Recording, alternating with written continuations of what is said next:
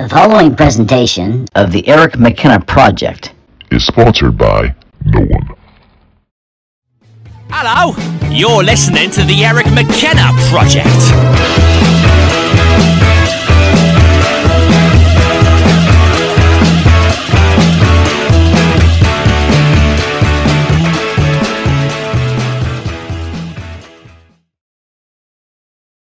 Yeah, we got all kinds of shit. It's hot enough in here. It is with hot. All these. It's a fucking Wizard of Oz in here. I know. With all these controversial ideas we're about to spit. That's right. Oh my god. Now you sound like a rapper. Spit. I'm gonna spit that. Spit. I don't know what that means. Spit it into the mic. Sometimes I know what things mean, but I say I don't know what it means because I don't want to admit that I actually know. I shouldn't know, you know? I do know. All right, can you talk so I can hear you? Can you hear? I can hear. Can hear well. Yeah. Can you hear? Real Jerry? solid. All right. Mr. I sit back on my chair, Mulligan. I take full advantage. You do. Jerry and I have the holes over here. I see that. Let's say what you got over there. Yeah, I'm good on the halls. I don't need those. No. I mean, I feel like they have such negative associations for me because the only time I'm ever like, if I'm like into halls, yeah, it's like they're not really what you would consider to be a candy type of cough drop. Like the Ludens. Yeah, or exactly. the Smith Brothers. Even like the Burt's Bees or whatever. Yeah. They have a good one. The Smith Brothers used to be almost like taking candy, and I said to my mom, "Hey, give me the Smith Brothers, Mom, because the nurse will let me chew in school." What about Sucrettes? Do you remember those? Oh, They yeah. came in Remember the them. tin. Yep. Oh, they were good. Do you remember fruit striped gum? Sure. It would lose its flavor after like 5 seconds. It was garbage. Yeah, but those are like the best 5 seconds of your life. Really good 5 seconds. That's exactly right. That's So a many very things good in life point. like that. All right, friends, another episode of the UFO Show, and today we have Fake Fred, otherwise known as Mr. Jerry Mulligan. Should I have brought a wig for this? Oh no, that would have been a good That idea. would have been Actually, fantastic. he does like play with his hair the whole show. Yeah, I don't look like Fred. I don't have the hair for that. No. You know, someday Fred is going to go bald. And You when think? that does happen, he might be 80 by the time it happens. Don't but you it put will that be evil on him. funny as Yeah. shit. Don't you put that evil on I feel him. like his Pantene endorsement is going to pay for anything that might, you know. Yeah. It's a beautiful head of hair. Fred, you're here in spirit. He's out with TSO, and for those who are not into music, TSO stands for Trans-Siberian Orchestra, which for those who are not into music still might not know what that means, but it's You're missing out. holiday music to a rock and roll or a rock/metal theme, if you can believe that or not. But good stuff, and we miss Fred, but we certainly are in the very capable hands of Sir Jerry Mulligan. All excited over there. I know. I can tell he's got something cooked All up right, for us. James, you are the ringleader of this this little gathering we have. Thank you. Turning it over to you, and I know what we're going to talk about tonight, but why don't you tell everybody else what we're going to talk about? So this is sort of a follow-up from last episode. Last time we did Aliens on the Moon. If you haven't seen that one, definitely check it out. So this is the follow-up. This is Aliens on Mars. Dum, dum. So, Julie, what were your thoughts from last time? From doing that episode, did it change your perception at all on what you think of the moon? Well, I think there's so many more like in-depth theories than like what I was really aware of like what the moon actually is. Do you believe in the moon? That's hilarious. That's what I mean. Like now, I don't know if I do. You know, I mean, like and I didn't listen to that episode. So. we listened to a little bit of it. Did we? You listened to a little bit of it with me. We listened to a lot of podcasts together, but you did catch a little bit of that one. We watched it. He part of wasn't it during paying dinner. attention. He was. We talked about it a little bit because I just don't remember shit. no, that's also true. I mean, like any good husband, my voice triggers It's called like selective memory. an instant loss of memory for some reason. I like lull the, you know. I think you guys will like this one. It starts out fairly straightforward, but there's some twists and turns at the end. So I'm interested in your thoughts on it. Okay, cool. Before we even start, so Musk obviously wants to go to the moon, right? Or, I'm sorry, Mars. To Mars, yeah. I was going to ask if he Is was. it him or Bezos that has the heart on for Mars? Is it? That's Elon Musk. Okay. Yeah, I I was thought going to so, yeah. ask if he was sponsoring this episode. We're working on it. He can send the check anytime he'd like to. He wouldn't even miss it, I'm guaranteeing. Well, you know, that's gone back and forth too, because with presidents, when President Obama was in, his big push was Mars. But then every time a president changes, then the whole direction of NASA can change.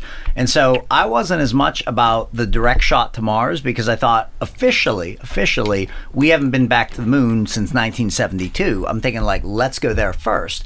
So then President Trump gets in and he sort of cancels the Mars side and says, we need to get back to the moon first, which I more personally agreed with.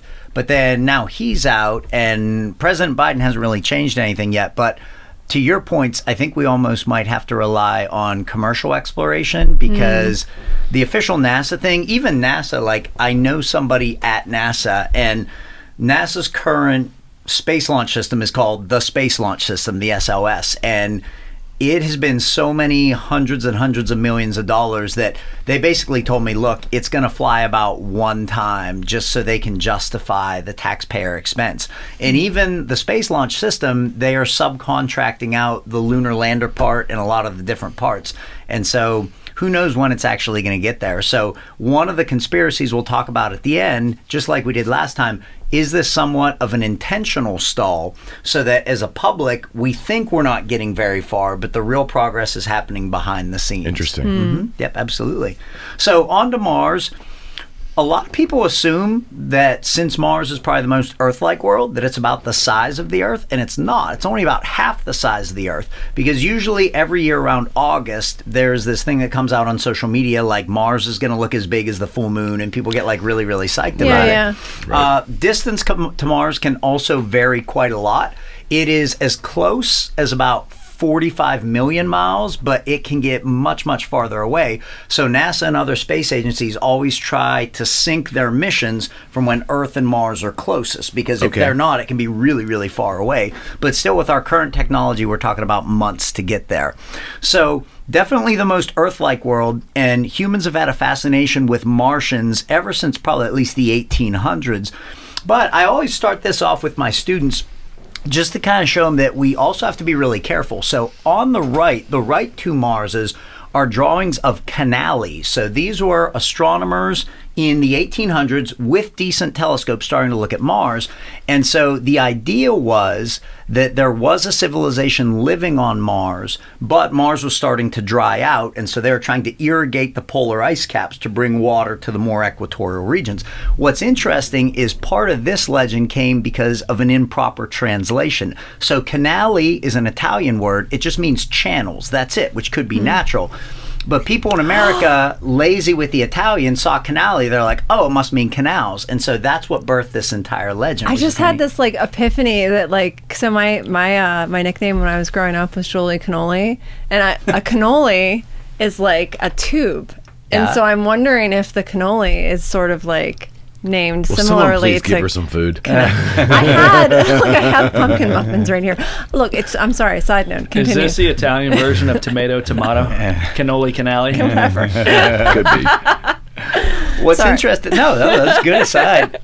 But so on the left, we have two modern Marses as seen from Earth. And the interesting thing, you can see the astronomers from the 1800s weren't totally off. A lot of the darker areas match up, but so far, no canals. So tonight, I'm going to show you some things that are probably easily explained, some things that are quite a mystery. So probably want to kick things off with maybe the single most controversial image ever photographed by NASA during their exploration of the inner solar system. Are you guys familiar with the so-called face on Mars? Yes. Looks like Planet of the Apes guy. Yeah, it kind of does. Looks like, kind of, yeah.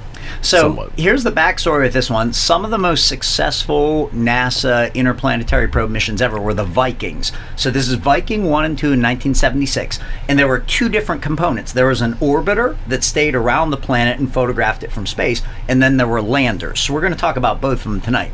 So this face was caught by Viking 1 orbiter. And at the time, NASA just kind of released it to the public, not really thinking too much about the big commotion that it would cause. But so this one immediately became a really big deal. A lot of people claimed to not only see a face, but if y'all look right here, they almost thought they saw an Egyptian-style headdress. So a number of people, especially those who are really into the ancient aliens hypothesis, thought maybe civilization started here on Mars and then eventually came to Earth, and that's who actually the Egyptians were. Now, NASA's take is a little bit different, so I like to give you both sides. So NASA said this is simply a hillside, and due to the angle of the sun at the time, it looks like a face.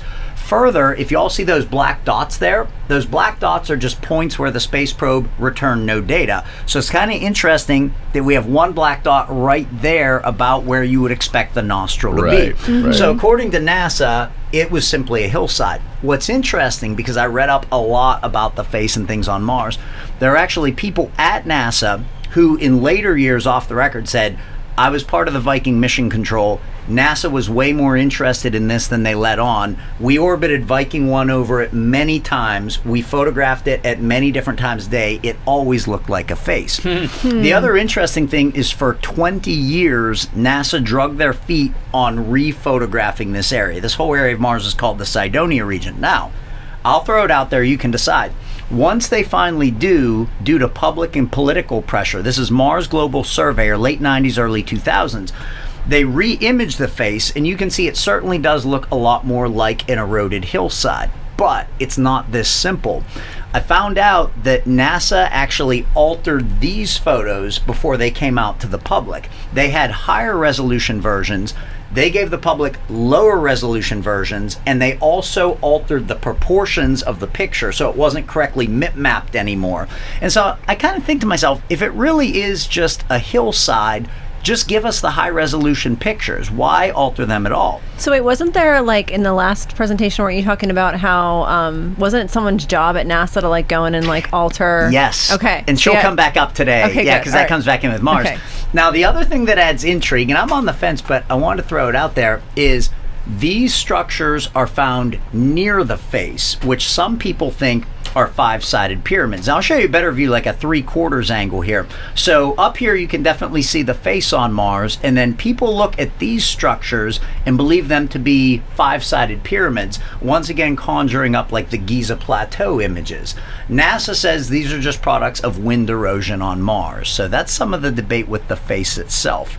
We do have to be careful. This one was found by a regular person just like us on Google Mars in 2011, and nobody really thinks that this is an actual face like the face is. So instead of looking up, this face is looking to the side, and it looks like the profile of a heavy-set balding man. Here's the eye. Like a seahorse. It looks like a dime. It does look like the Iron Sheik.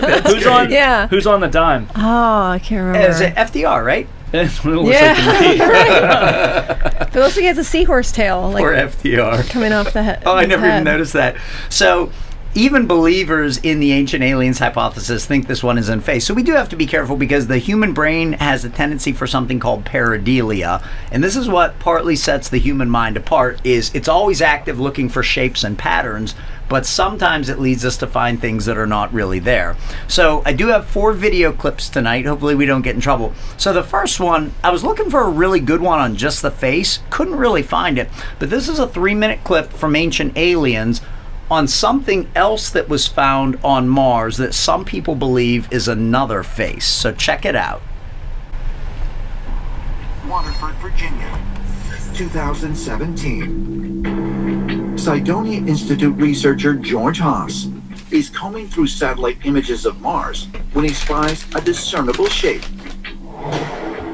It appears to be the image of another face.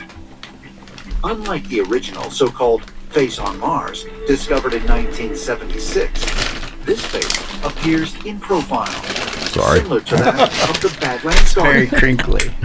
So in this area called Utopia, in a huge impact crater, is the profiled face that has a beard, a mustache, and he's wearing a helmet that has an avian headdress.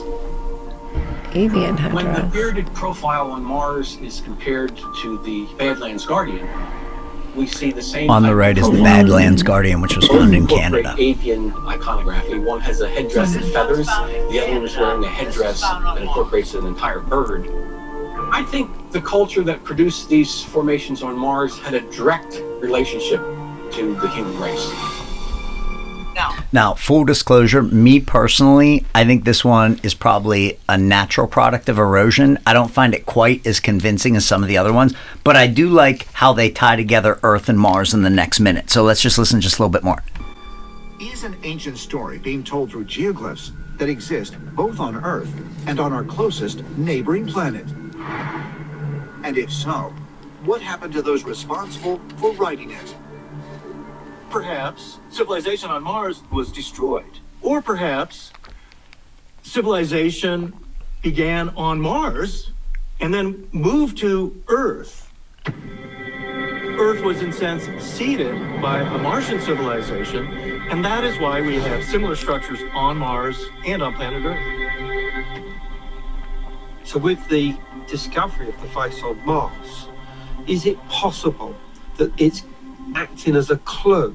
It's telling us that somewhere here is evidence of a lost civilization that existed on the Red Planet perhaps millions of years ago.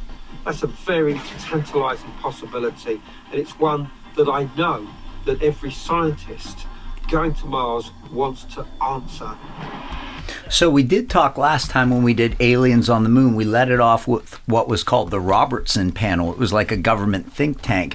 And they had actually concluded that it was highly likely during our exploration of the inner solar system that we would find structures left over from other civilizations. So before we switch gears, what do you guys think about maybe just the face on Mars and the Cydonia region in general? I just go back to the point that the government does not give the public full resolution versions of anything. And I don't understand why, because that immediately lets anyone paying attention go to the point that they're probably hiding something. The other thing that we're going to see is here in the 70s, the public basically got the images right when NASA got them. That changes around 1996. NASA puts out a reason, we're going to see it's a pretty sus reason, about why the public no longer gets things live. So anything that we do get at this point is heavily filtered. Okay, just one aside, one question that I never understood. So I think in the late 60s during the Apollo missions, they were using like these Hasselblad cameras, which are like were the state-of-the-art cameras at the time. Yes. But they were shooting film, and film technology had been figured out 200 years prior to that, or 100 years prior to that. So film technology is amazingly detailed, especially in a Hasselblad camera. Should we assume that the original photographs of the moon that they were able to take probably have a hell of a lot more resolution in them than what they ultimately released? Oh, that's interesting. So we're lucky enough to have NASA Hasselblad in our museum. And it's really, really kick-ass. I think the Hasselblads were just still film cameras, but I forget the name of the actual video camera. You're right that they had them. One of the frustrating things with the Apollo missions is even the media was getting like second generation right from the start, because what NASA did is, for example, Apollo 11, they were transmitting that down to their Australian tracking station at the time, which is in Goldstone, Australia, and then the image was inverted, and all the media basically had to aim their own video cameras at the monitors and film the film from the monitors. So not only did you have that issue, but then years later, NASA accidentally deleted or threw away almost all of the Apollo 11 footage. By Apollo 12, this is interesting, Apollo 12, they took the That ain't first... baby's first Christmas. What the hell, guys?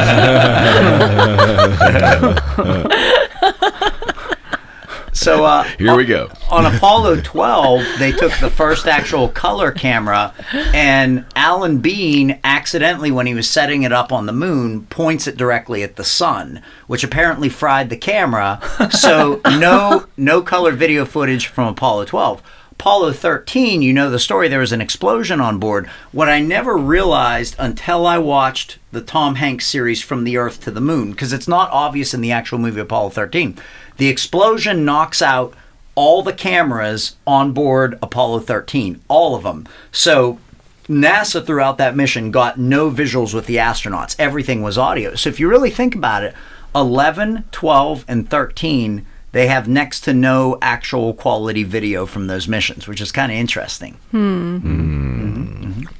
Too suspect to me. So, little shift of gears here. Some people ask, do we already have evidence of life on Mars? And it's staring us right in the face, but people aren't paying attention. So, what you're seeing here, I'll describe it. You can decide on your own. These are photographs from orbit of sand dunes near Mars's polar ice cap. And you have what looks like, some people think, are trees and vegetation growing up out of them. This is one of the areas on Mars that would have water ice pretty close to the surface. Now, NASA's take is very different. They say that this is simply dark sand in the sand dunes, and it is gradually cascading down the dune to give the illusion of trees. But let me show you a couple more pictures.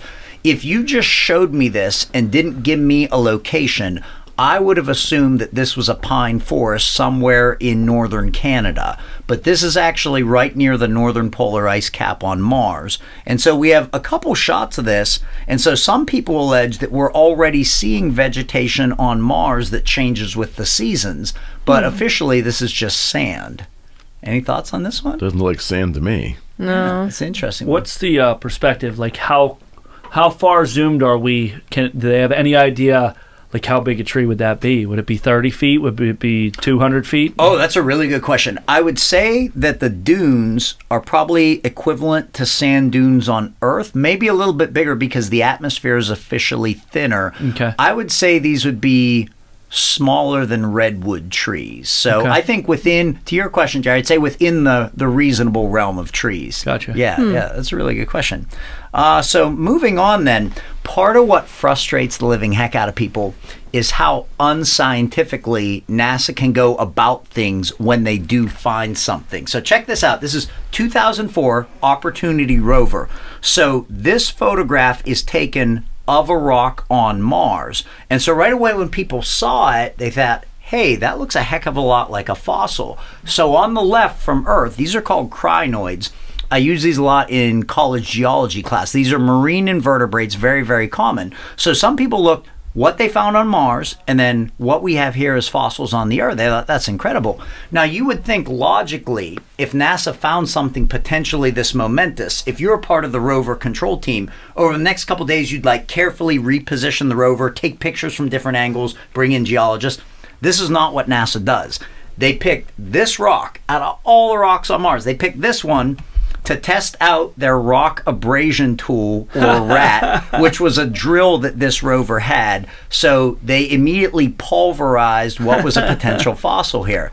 So this is the type of stuff that just drives people crazy. It's like, you don't want to immediately doubt NASA because there's brilliant men and women working there, dedicated men and women, scientists, engineers. But when you see stuff like this, it's so unscientific that you almost think there has to be a cover-up going on. That makes me even more suspicious. If it were a gang of like fraternity members who just had access to this equipment, this is what they like, would do. Okay, they found a potential fossil and they pulverize it. That makes total sense to me. Right. Yeah, but the fact that they are some of the most brilliant minds probably on the planet, Right. it makes You would it think so. more suspicious. It's crazy, right? Yeah, like how would they not know that that's what they were doing? It's like, wild to me, too, Did they because- chalk it up to an accident where they were just like, oh, whoops, like it was is that what the...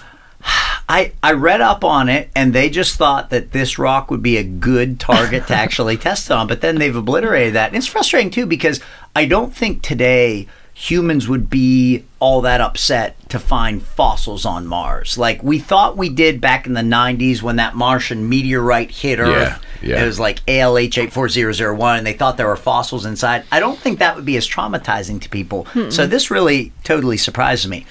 All right, now this one's my wheelhouse. This is my jam. So this is a conspiracy that probably people don't even realize is an actual conspiracy. Is NASA artificially changing the color of Mars to make it look less Earth-like? Is there a chance Mars is actually quite habitable, and this has been kept secret from the public? So up on the image, remember I said we had Viking orbiters and landers. So these are the landers, and they were phenomenal pieces of equipment. They worked for many years. They couldn't move around like rovers, but they were basically weather stations. They could photograph things on Mars.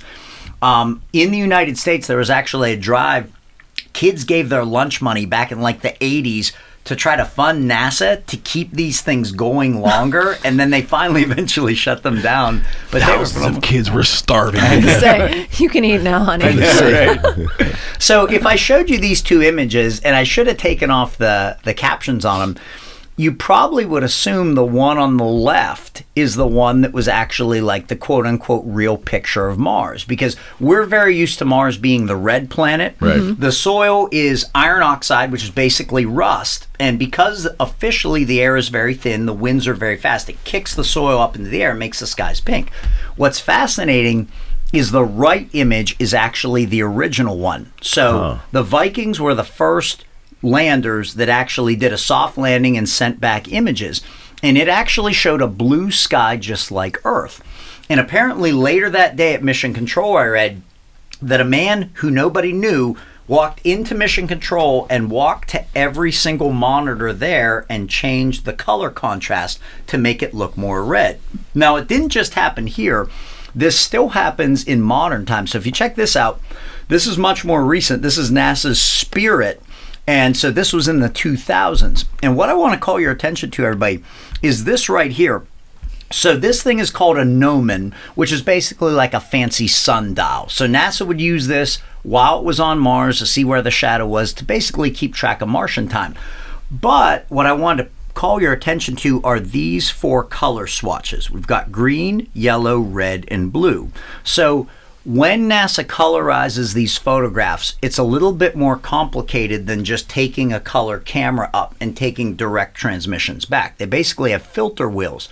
So how NASA knows that the color is correct is they set these colors on Earth. And since they know what these colors should look like on Earth, when they see them in the Martian atmosphere, they know how to adjust it. So basically, the rover is taking a selfie of itself to get these color swatches in. Well, what people found, if you zoom in a lot of the images, the colors are way, way off. So this is supposed to be blue. It's blue. And yet in this official picture, it shows up as hot pink.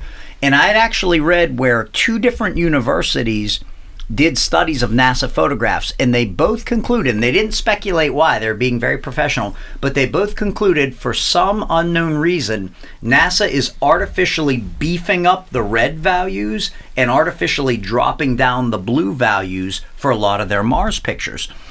And so we have to start to ask, how thick is the atmosphere of Mars really? Now, officially, it's only 1/150th the thickness of Earth's, and it's mostly carbon dioxide. So if the official status is correct, if you went to Mars, you would probably survive less than a minute. And I'm not sure whether you would suffocate first or whether the blood inside your body would start to boil due to the lack of pressure. But what's interesting, this picture comes from Mars Global Surveyor up in orbit. A lot of pictures of Mars have a very discernible bluish cast to them. This is called Rayleigh scattering. So like the moon wouldn't have this because the moon has no air. Okay. And so when you compare images of Mars with images of Earth's atmosphere that astronauts are taking from the International Space Station, a lot of times it does look rather similar. So you kind of have to ask yourself, if the atmosphere is as thin as we're told it is, would we really get this nice bluish effect? So back to the colors just real quick. NASA has subtly started to recolorize it and take away some of the red. So on the right, we have the original red image from the Viking, and then at a press conference in 2014, same image, mountain in the background is the same, they've actually started to reduce the red so it now looks kind of normal. So here's what I'm actually getting to, and I want to get your take on it. You might think to yourself, well, what's the big deal? Who cares if NASA makes it too red?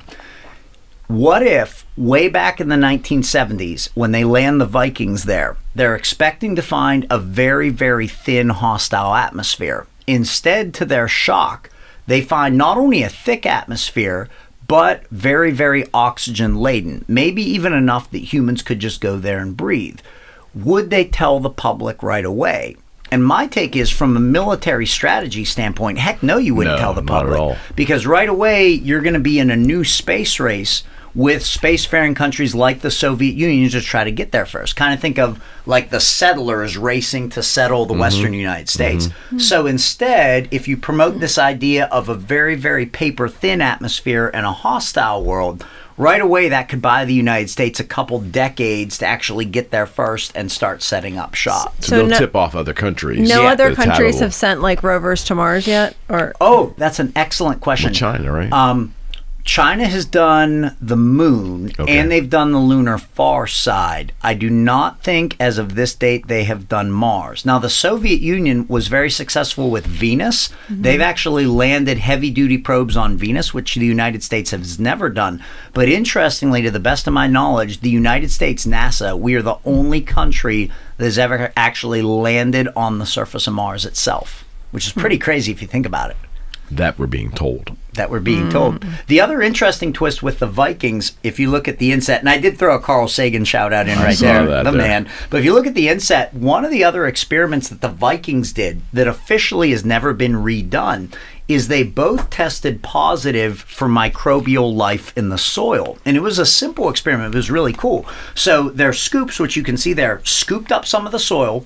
They added liquid water to it, and right away they got back carbon dioxide and methane, which is both waste products of microbial life. And so they both tested positive for microbial life. And then NASA came out officially and said, no, like, we don't think this experiment worked right. But to this day, the scientist that created that experiment, I think he's still alive, he swears up and down that experiment was totally legit, and that proved that there was life in the soil. So a lot of interesting things on the Vikings. Yeah. Well, so this changes everything. Well, I think I think potentially it could. Maybe I'm dead wrong. I did have, not to pimp my own work, but one of the only times I've been published, this is the British Phenomenon magazine. So Eric, if any of your listeners or viewers are interested, this was March 2020, issue 131. They were really, really good to work for. So I did have an article published, Is the Habitability of Mars Being Kept Secret? Good deal. And it's pretty interesting because we assume that the air is really, really thin. But in actually reading how they figured it out at first, it's not nearly as definite as you think. So the dude you see there was a Harvard astronomer named Donald Menzel. And I went and found his actual paper where he is basically the authoritative voice on the air being really thin. But here's what he did. He based it on the premise that rocks on Mars should be colored similarly to rocks in the desert in the southwest United States. So he basically said, if rocks on Earth are colored this way, rocks on Mars are colored this way, then this amount of atmosphere would explain the difference. But like, I totally disagree with that because it assumes that the rocks are the same color and they might not be. The other weird thing with Menzel, if you've heard of Majestic 12, which was like that super secret UFO group that President Truman established, when the names of the men on it were finally leaked, it was a lot of like military guys and political appointees. And then this dude shows up, Menzel, which shocked everybody because publicly, this guy was one of the biggest UFO critics that there was. Wow. And so at first, when people saw this guy's name, they thought, oh, well, this has to be a hoax. But people now think there's a good chance it was legit. Publicly, this guy was a major debunker of UFOs, but then behind the scenes, this guy may have potentially been on the take. So what's interesting to me is so many things in science we're basically told are totally proven and legit, but then when you actually like look at how they figured it out, it's not as certain as you think it was. Let me ask you something. Could that be a reason why they would be filtering the images? Because he was basically saying the whole premise behind the atmosphere being so thin was that the color of the rocks was different. I think there's a very good chance of that myself. You know, they were basically proving his hypothesis for him. Yeah, I think that's a great call, Jerry. You know? Yeah. What's the temperature on Mars? Oh, that's a great question. So during the Martian summers, because Mars is tilted about like Earth, so it actually has 4 seasons like the Earth. During Martian summers around the equator, it gets up to about 65 degrees Fahrenheit, which is warmer than it is here in Coriopolis today. But officially, with the air so thin, if you were there, it wouldn't actually feel warm because the air is so thin. But what I find fascinating, and this will be one of our plot twists right at the end, people who have supposedly been in secret Mars programs and been to Mars, one subtle thing that they all say, which fascinates me, none of them say they have to wear spacesuits when they're actually on Mars. So wait, isn't the official story is that no one has been to Mars, correct? That's correct. But there's people that are saying that they have been. Yes, through like secret black budget programs, like through DARPA and stuff like that. And so I'll show you both sides of that one a little bit later on. Yeah, I feel like the only thing I know about like Mars is that movie. What was the one? Martian? Is that what it was called? The Martian. The Martian. That was such a good movie. I love when he's like making the potatoes. That's like my favorite part of the whole movie. He runs out of ketchup at the end, and he's just like furious. Totally the adversity of that movie. I know. Oh, it's so good. So the other thing that we get from the Vikings that's never been seen again besides the Super Bowl. When is the last time Vikings were in the Super Bowl? It was like early on. No, was it like Super Bowl 3 or so? They lost to the Steelers in Super Bowl 9. Oh yeah, that was like 76, right? They never won. Yeah, that's true. So this is the other thing that we get. No. Are you a Vikings fan? No. Okay, I was just wondering. Good call. No. That was a solid choice. I was like, Oakland A's, Minnesota Vikings. Yeah, That'd be an no eclectic connection mix. there, buddy. Except there's a lot of criminals. Okay. So this is the other thing that we get from the Viking probes. These, as far as I know, are the only space probes on Mars that have ever given us shots of frost and snow on Mars. So here's a beautiful shot. Here's another beautiful shot. You can clearly see it. And so I wonder to myself, what happened to all the frost and snow? Why over the last 40 years have we not gotten any shots like this? And it's global warming. Just a different globe. Martian warming. What we do have, though, and maybe this was accidentally leaked out. Check this out. Tell me what you think. This is 2008. This is the Phoenix lander. So no actual rover. It just sat there, and its longevity was not nearly as much as the Vikings. But if you look back here at this strut, when it was taking a selfie, you have on the legs what some people think is probably liquid water. Now, if you just had this one shot, you might say, well, it was like dust on the lens, or maybe not the whole picture came back. Check this out. Side by side by side, not only do you see these things, but they're actually growing in size. Yeah. And so this is actually a pretty big deal because, again, officially, if the atmosphere is super thin, if you tried to even pour liquid water on Mars, it would just boil off right away. Okay. Like, you know how if you're ever making like a bag of rice and it'll say like if you're at a certain elevation. So the air is so thin it should boil off. But this basically proves, if that is water, it looks like water droplets. Yeah, to me it looks like water droplets. So I think that's actually pretty interesting. What does sublimate mean? Oh, that's a phenomenal question. Sublimate means that it basically goes directly to a gas from a solid, like dry ice would sublimate. They used to think that Mars's northern polar ice caps were mostly carbon dioxide, like dry ice, but they now think they might be water ice. And this one actually landed pretty close to the caps. That's a good question. It's like when you pull your wallet out for a kid and you hand the money, money just goes. You'll find this out someday. Basically, your money just sublimates into nothing. It does. So that's kind of skipping condensation, right? Yeah, that's exactly what it does. Right. Like comet tails do the same thing. So I want to make sure I understand. So if there's a high salt content, is that because it increases, like how you put salt in water if you want it to boil faster? Yeah. You're exactly right. So their only theory on this that totally ignores the atmospheric idea, and I didn't mention it, but you're exactly right. They hypothesize that all the salt content in the soil of Mars made the water salty enough that it didn't boil off like it should. So yeah, that was a good spot on your part. I just kind of skipped over that one. So I alluded to this earlier. This is one of the frustrating things to me.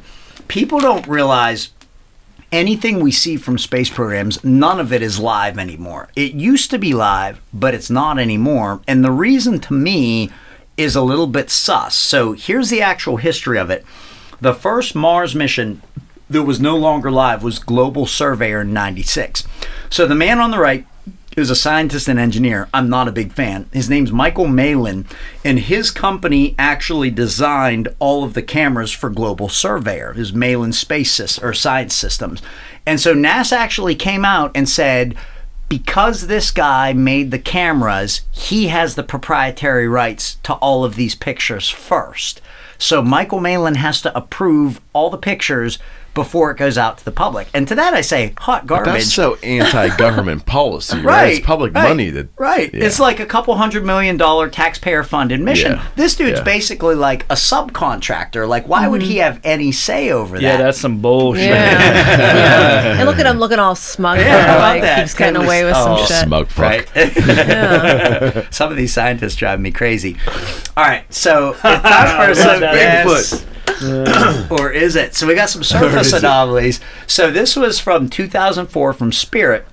And what you see here is been dubbed the Martian Bigfoot. So you can see clearly like a crater rim right here. And then we have what some people think is actually Bigfoot. So that opens up a whole separate can of worms. Because obviously here on Earth, Bigfoot is still debated to this day. Even if it's a rock outcrop, though, I question how delicate some of the features are. Like, you can see like this like narrow little appendage sticking out because, like the moon, if Mars's atmosphere is really thin, it's supposed to be like weather beaten over millions of years of impacts. And so it's interesting that they could have such delicate features. Now, the next one isn't as awesome as Bigfoot, but I think it might even be more compelling. Check this one out. This is called the Knob. So this was found in 2013. Well, that's what they call me.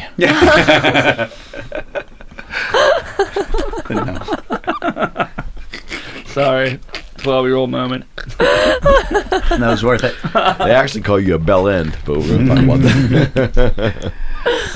So we got a bunch of Mars rocks here, just kind of doing their Mars rock thing, and then sticking right up out of it. Well, it looks like a trailer hitch. We've just got this metal knob. And so NASA did comment on it, and they basically said, well, it's only 2 centimeters high. Now, in fairness, if you look back at this image... Jerry. We wouldn't I have opened stayed the door to that one. We wouldn't have stayed married that long. Eric McKenna Project After Hours. I know. This is what happens when you bring us here at night. No such thing. So if you look at this image, like, there's nothing of the rover itself that's in here to provide any scale. But I've also noticed anytime something weird shows up, right away NASA's like, well, it's just like really small. So you think, oh, well, because it's so small, anything could look weird. But that one was kind of odd to me. Now, Julia alluded to this earlier, and I just want to throw this back out there. We have had multiple NASA employees, very brave, turn whistleblower over the years, and they basically said their job at NASA was to airbrush things off the surface of the moon, off the surface of Mars, out of Earth orbit that would have alarmed the public. And we've just got one example there. And you can actually Google search this and cross-reference it. Yeah, that doesn't look right at all. No, it doesn't, right? So everything looks focused, super clear, in scale. and then you've got this like blur. Right, this super big blurry thing right there. It's like they're not even trying. I know, right? What a shitty airbrush job. They just put the interns on it. Just like put something else in there. I know. I mean, these models can airbrush their bodies perfectly. Like, you can't like get someone at NASA to make this look believable. Obviously not. That's what I'm saying. It is funny too, because years ago I was so mad at myself for not saving it. Because you have to remember, like, anything you see online could just be gone, just like that. So anymore, like, friends listening at home, anytime you find anything interesting online, save a backup, go to a video downloading site, save the actual video, because anymore in this day and age, like, there's a cyber war of information going on. If something good is out, it's gone. But I remember years ago, NASA put out their first high-resolution pole-to-pole image of the moon. And right away, people found things that just looked like terrible Photoshop jobs. Like, people basically cut out pieces of moon terrain that didn't match texture-wise or lighting-wise and basically plopped them right over things. People at NASA were doing this. And people are like, man, this looks crazy. Like, what are they covering up there? Windows Paint. Yeah, it was seriously like Windows Paint. But then a couple months later, I went back. It was just all gone. I thought, son of a gun, I should have saved that, because those were probably locations where there were like really, really interesting things. There'd be no reason with all the technology today for them to do a bad job covering shit up. Yeah, there really is no excuse for that. Yeah. I'm kind of more offended about the fact that they're just they can't cover it up right. Terrible job. Yeah, you're exactly right. They got to the moon, they can't use Photoshop? I mean, it's criminal behavior, but it's bad criminal behavior. Exactly. Who are they hiring, guys? It's insulting my intelligence. We have people that do flyers for us that could do a better job. Oh my gosh, absolutely. So this one was Curiosity, April 2013. Look out in the background there. You see what looks like a bright light coming up out of the surface. So NASA commented on this one. They said it was either a cosmic ray hit on the camera or a reflection off of a rock out there.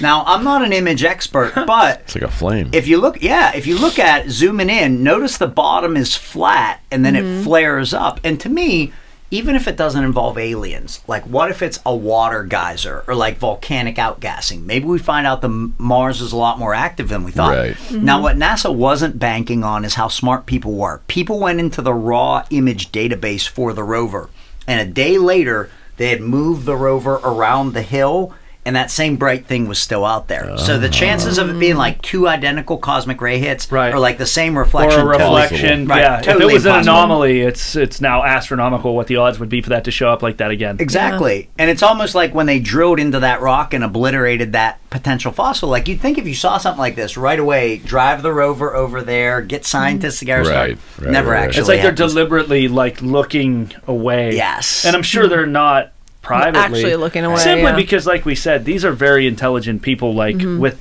the pioneer spirit of scientific curiosity. Like, you serious? Like, they really didn't look at that rock up close, like, and really examine it before they just destroyed it. Sure. Yeah. And then I'm not even saying necessarily like, oh, it is a huge conspiracy. There are aliens up there. They're definitely keeping it from us. Right. Possible, but it's just like. But if there's not, why even go to the aggravation to cover anything up? If there's truly nothing there, I guess. then why spend all the time and aggravation to worry about it? What I'm looking at is like it's not always like this huge like, oh well, there's aliens and that, you It's know, little pieces. Sometimes there's another explanation, like you were saying, maybe Mars is habitable and we don't want other nations to know that. But I just have a hard time swallowing, I think, kind of your point, you know, the way they went about this, like, oh, here's an anomaly, let's not investigate that at all. Like, is that how like, is that how we got where we're at scientifically from not investigating anomalies? Like, that's how some of the biggest discoveries have been made. Amen.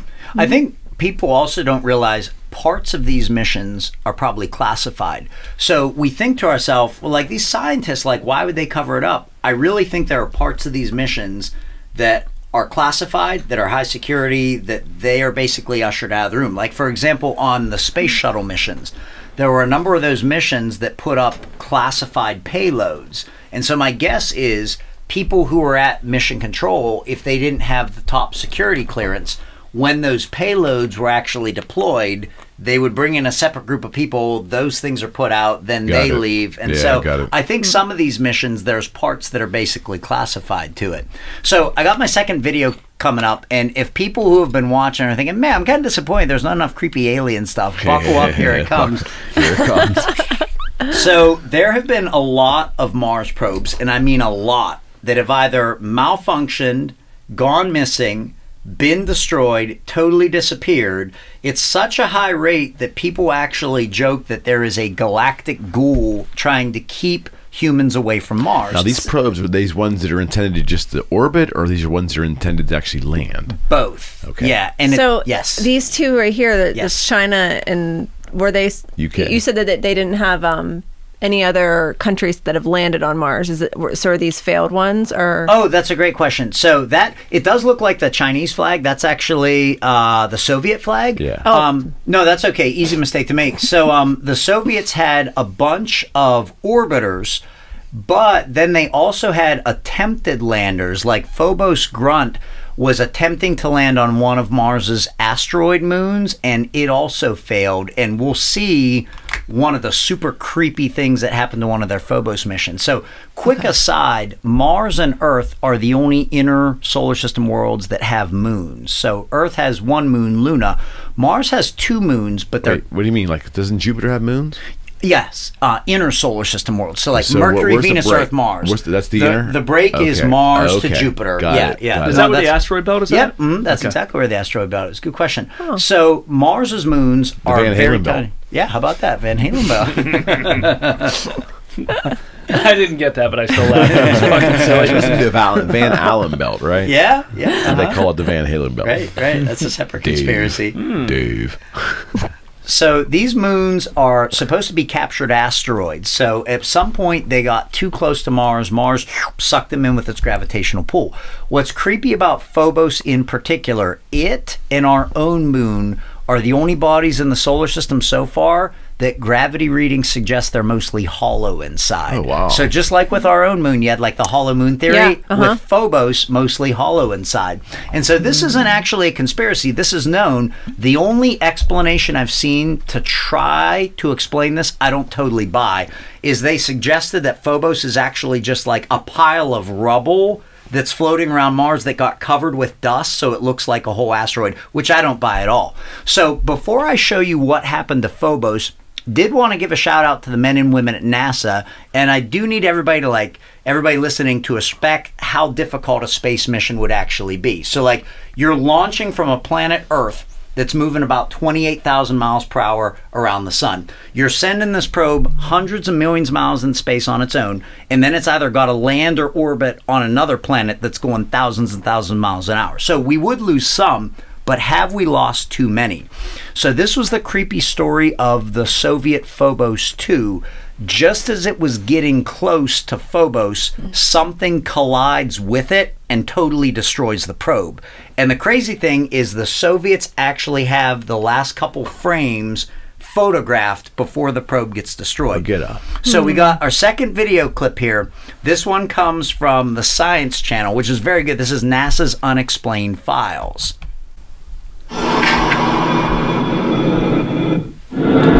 The red planet has always fascinated mankind, but it is a dangerous obsession. To date, over half the missions to Mars have failed. T-minus 20 seconds. December 11th, 1998. We have ignition and we have liftoff. We continue to explore the mysteries of the red planet. A Delta II rocket carries NASA's $125 million Mars Climate Orbiter on the first leg of its journey to the red planet. So there's a lot of anticipation that this mission is going to succeed, get an orbit around Mars, and help us understand the global properties of that planet. On September 23rd, 9 months after its launch, the probe begins to decelerate as it enters Mars's orbit and disappears behind the red planet. We expect it to be out of communication as it breaks around the far side of the planet. It's a period of nervousness, though. We will all breathe a sigh of relief when we finally hear from it. The team expects the orbiter to be out of contact with mission control for just 1 hour. But after 90 minutes, there is still no sign of the probe. The probe is dead. No fewer than 15 probes have been lost. They've come from NASA, Russia, China, and the UK. They've all failed. In 1989, the Russian Phobos 2 probe is taking pictures of the Martian surface when, bam, something hits it and it spirals out of control. The Soviet Space Agency loses all contact with the probe, but not before it beams back the image from its final moments. Wait, what? There's no mistaking it. The image is of a huge cylindrical object about 12 miles long. So, check it out. 12 miles. So, real quick aside, it's not all aliens. One of the NASA probes, and this was embarrassing for NASA, one of the NASA probes that was lost was because one group of engineers was using the US system. The other group was using the metric system. Oh, you gotta be kidding. No, and they didn't realize it until the probe was there. So, any kids listening, like in high school, if you're mad that your teachers are getting on your case about proper units, this actually did cost NASA a couple $100 million space probe. But here's the thing with Phobos, and this was crazy. So the Soviets were actually pretty open about this. This is one of their cosmonauts, Marina Popovich. She goes on a speaking tour, including stops in the United States, and she shows one of the last pictures. So here you can see the moon Phobos. And then she claimed, the Soviets claimed, that this anomalous object came in out of nowhere and destroyed the probe. Now NASA said that's not a real object, that's just an image artifact. But then the video showed this was one of the last pictures Phobos 2 sent back, was this massive disc-shaped shadow racing across the surface of the moon before the probe was destroyed. And there's a side urban legend that that wasn't the last picture, that there was one more, but it supposedly upset the Soviets so much they went directly to the Vatican about it. So that one isn't proven, but we do have that. The Soviets don't believe anything. Right? What's that? Hold on. So communism doesn't have a religious bent to it. I don't know though. I think the communists went to the Vatican. I think most Russians. I think overall, I think they're are pretty religious. So I could see this upsetting their worldview. I didn't think communism was permitted. Religion was permitted in communism. Well, that part's just the urban legend. But I did want to throw it out there that there was apparently one more picture after that one that the public did not see, and they went to the Vatican with it. Okay. Well, once it's there, you can forget about that ever surface. I guess I was just curious, like, what were they seeking from the Vatican? Like, just comfort? Consolation. Yeah, I would say so. I want an explanation, damn it. Well, a lot of people feel like the Vatican knows more about extraterrestrial life than you're almost ruining it, because that was anybody. going to be my suggestion for the next show. But we could totally do that one. Oh yeah, we could do all kinds of Vatican conspiracies, especially with what's going on right now. I think I don't want to get us off track, but I think this is a good time to ask did you read Dark Mission? Yes, thank you for asking that. A lot of this, like my background for it, comes from Dark Mission. Did you read it? I started to read it. It's heavy. Yeah, it's I was really interested in it. Yeah. But through a chain of consequences that I won't go into, I gave it to one of my neighbors. Yeah. Well, that wasn't a bad idea. I gave it to one of our neighbors. It was an act of aggression that I can't quite explain to you. But anyway, I didn't really get into it when you were going through the pyramid and the face. That's how Dark Mission starts. Yeah. And I was really wrapped up and involved in it. This is kind of one of those stories one of these books where I tell people about the book. It's like Future Shock. Yeah. I have not read it, but I talk about it a lot. I should probably read it. Right? Yeah, he sent me to deliver it to and the reason I'm asking him. is because there was a really, really interesting, like, the premise that I picked up was basically that in NASA there's 3 different factions. That there's the Masonic faction, what do they call it? They said like the Magicians. The Magicians. Like Jack Parsons. Yeah. Yeah, and what was the other one? Was it the CIA? I think so. The CIA, the Magicians, and I don't know who the hell the Magicians were supposed to be. Yeah.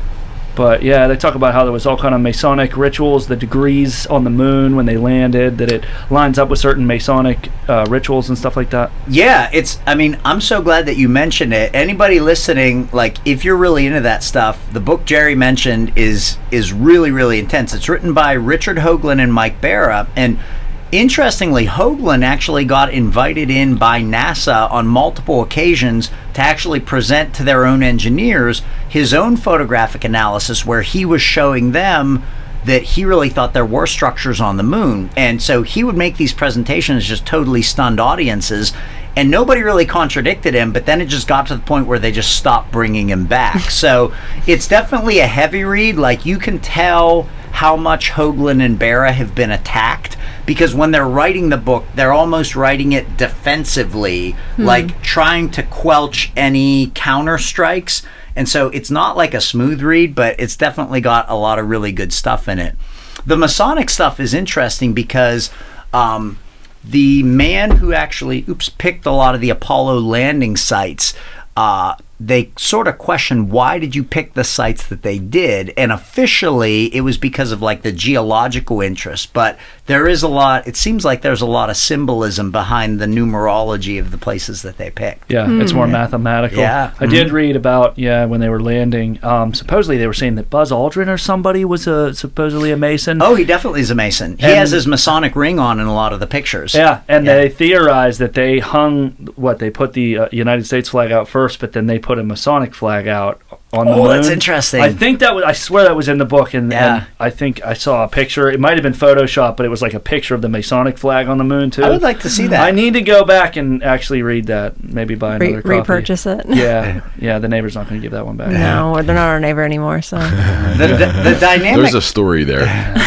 The dynamic between Neil and Buzz is interesting because, like, Buzz Aldrin was a Catholic too. Like, he basically like gave himself communion on the moon. It was a really big deal. But like Neil Armstrong was like totally like agnostic, like not into any religion at all. So like I think there was tension between those two because like Buzz is trying to look at like the ritualistic symbolic purposes, but Armstrong's just like all business. Like he didn't like that because it took away from what they were trying to do on the moon. He was distracted with those aliens on the ridge he was dealing with. That's a possibility. That's a possibility. So Oh man, perfect segue. Speaking of right. Buzz Aldrin, so this was also found on Phobos. Now, initially, if I saw this, I'd be like, yeah, that's pretty cool. It's probably just like a rectangular rock. But this one became known as the Phobos Monolith. And as soon as you see it, to me, it conjures up visions of 2001: A Space Odyssey when you see the big black monolith. And so this is Buzz Aldrin's quote. There's a monolith there, a very unusual structure on this little potato-shaped object that goes around Mars once every 7 hours. When people find out about it, they're going to say, who put it there? Who put it there? Well, the universe put it there, or if you choose, God put it there. How about that? Yeah. So Phobos is interesting. Mostly hollow inside. You've got this thing on the surface. Every time, I think they've made 3 attempts so far that the Soviet Union tries to get close to it or land on it, something ends up going wrong. So kind of an interesting one, Phobos.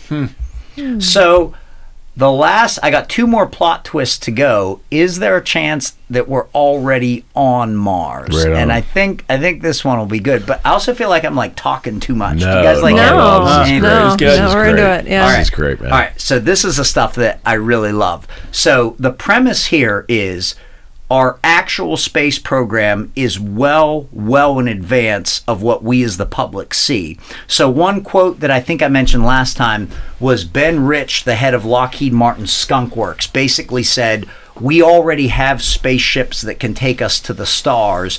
Anything that you can think about, we can already do. But it's buried so deep in black budget projects, it would take an act of God to ever get out.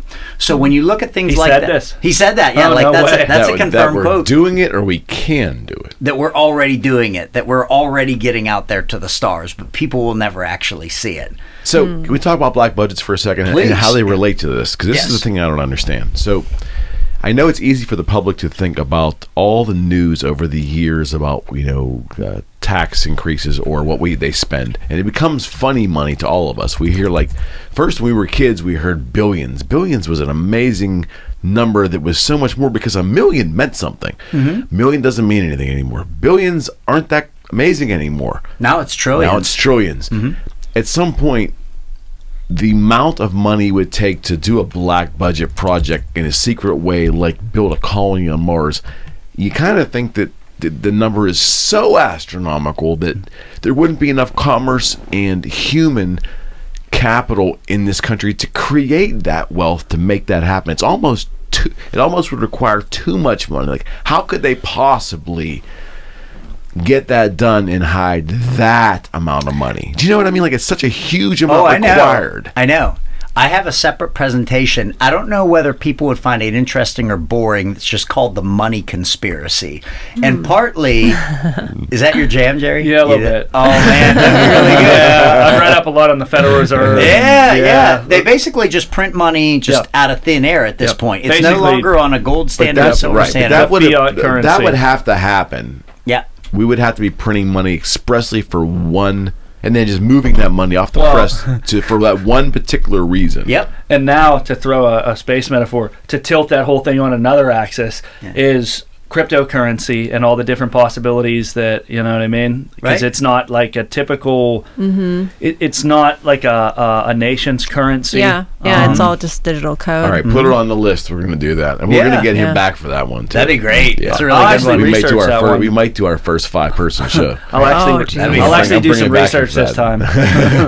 Well, a lot of people don't realize on September 10th, 2001, Donald Rumsfeld is testifying. It admits they lost track of $2.3 trillion, not billion with a B, $1 trillion, and people were 20 years ago outraged. But everybody knows what happened the very next day. So to me, not to get down a whole separate rabbit hole, I almost think. Wait, I missed the date. Was that right before 9/11? Yeah, it was the day before. So I almost feel like they released it to have it on the record, maybe knowing something was going to happen the next day. But right there is your secret space program right there. $2.3 trillion. Are you kidding me? That would easily do that.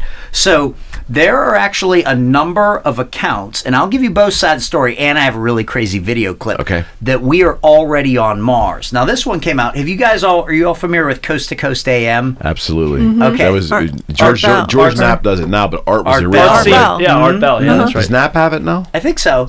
And partly what's impressive about those guys, they would get crazy callers, but they never judged anybody. They were super objective, supportive. They just let people tell their stories. This one was really intriguing. A woman who identified herself only as Jackie calls in, and she said back in the 70s, she was actually on NASA's Viking mission control team.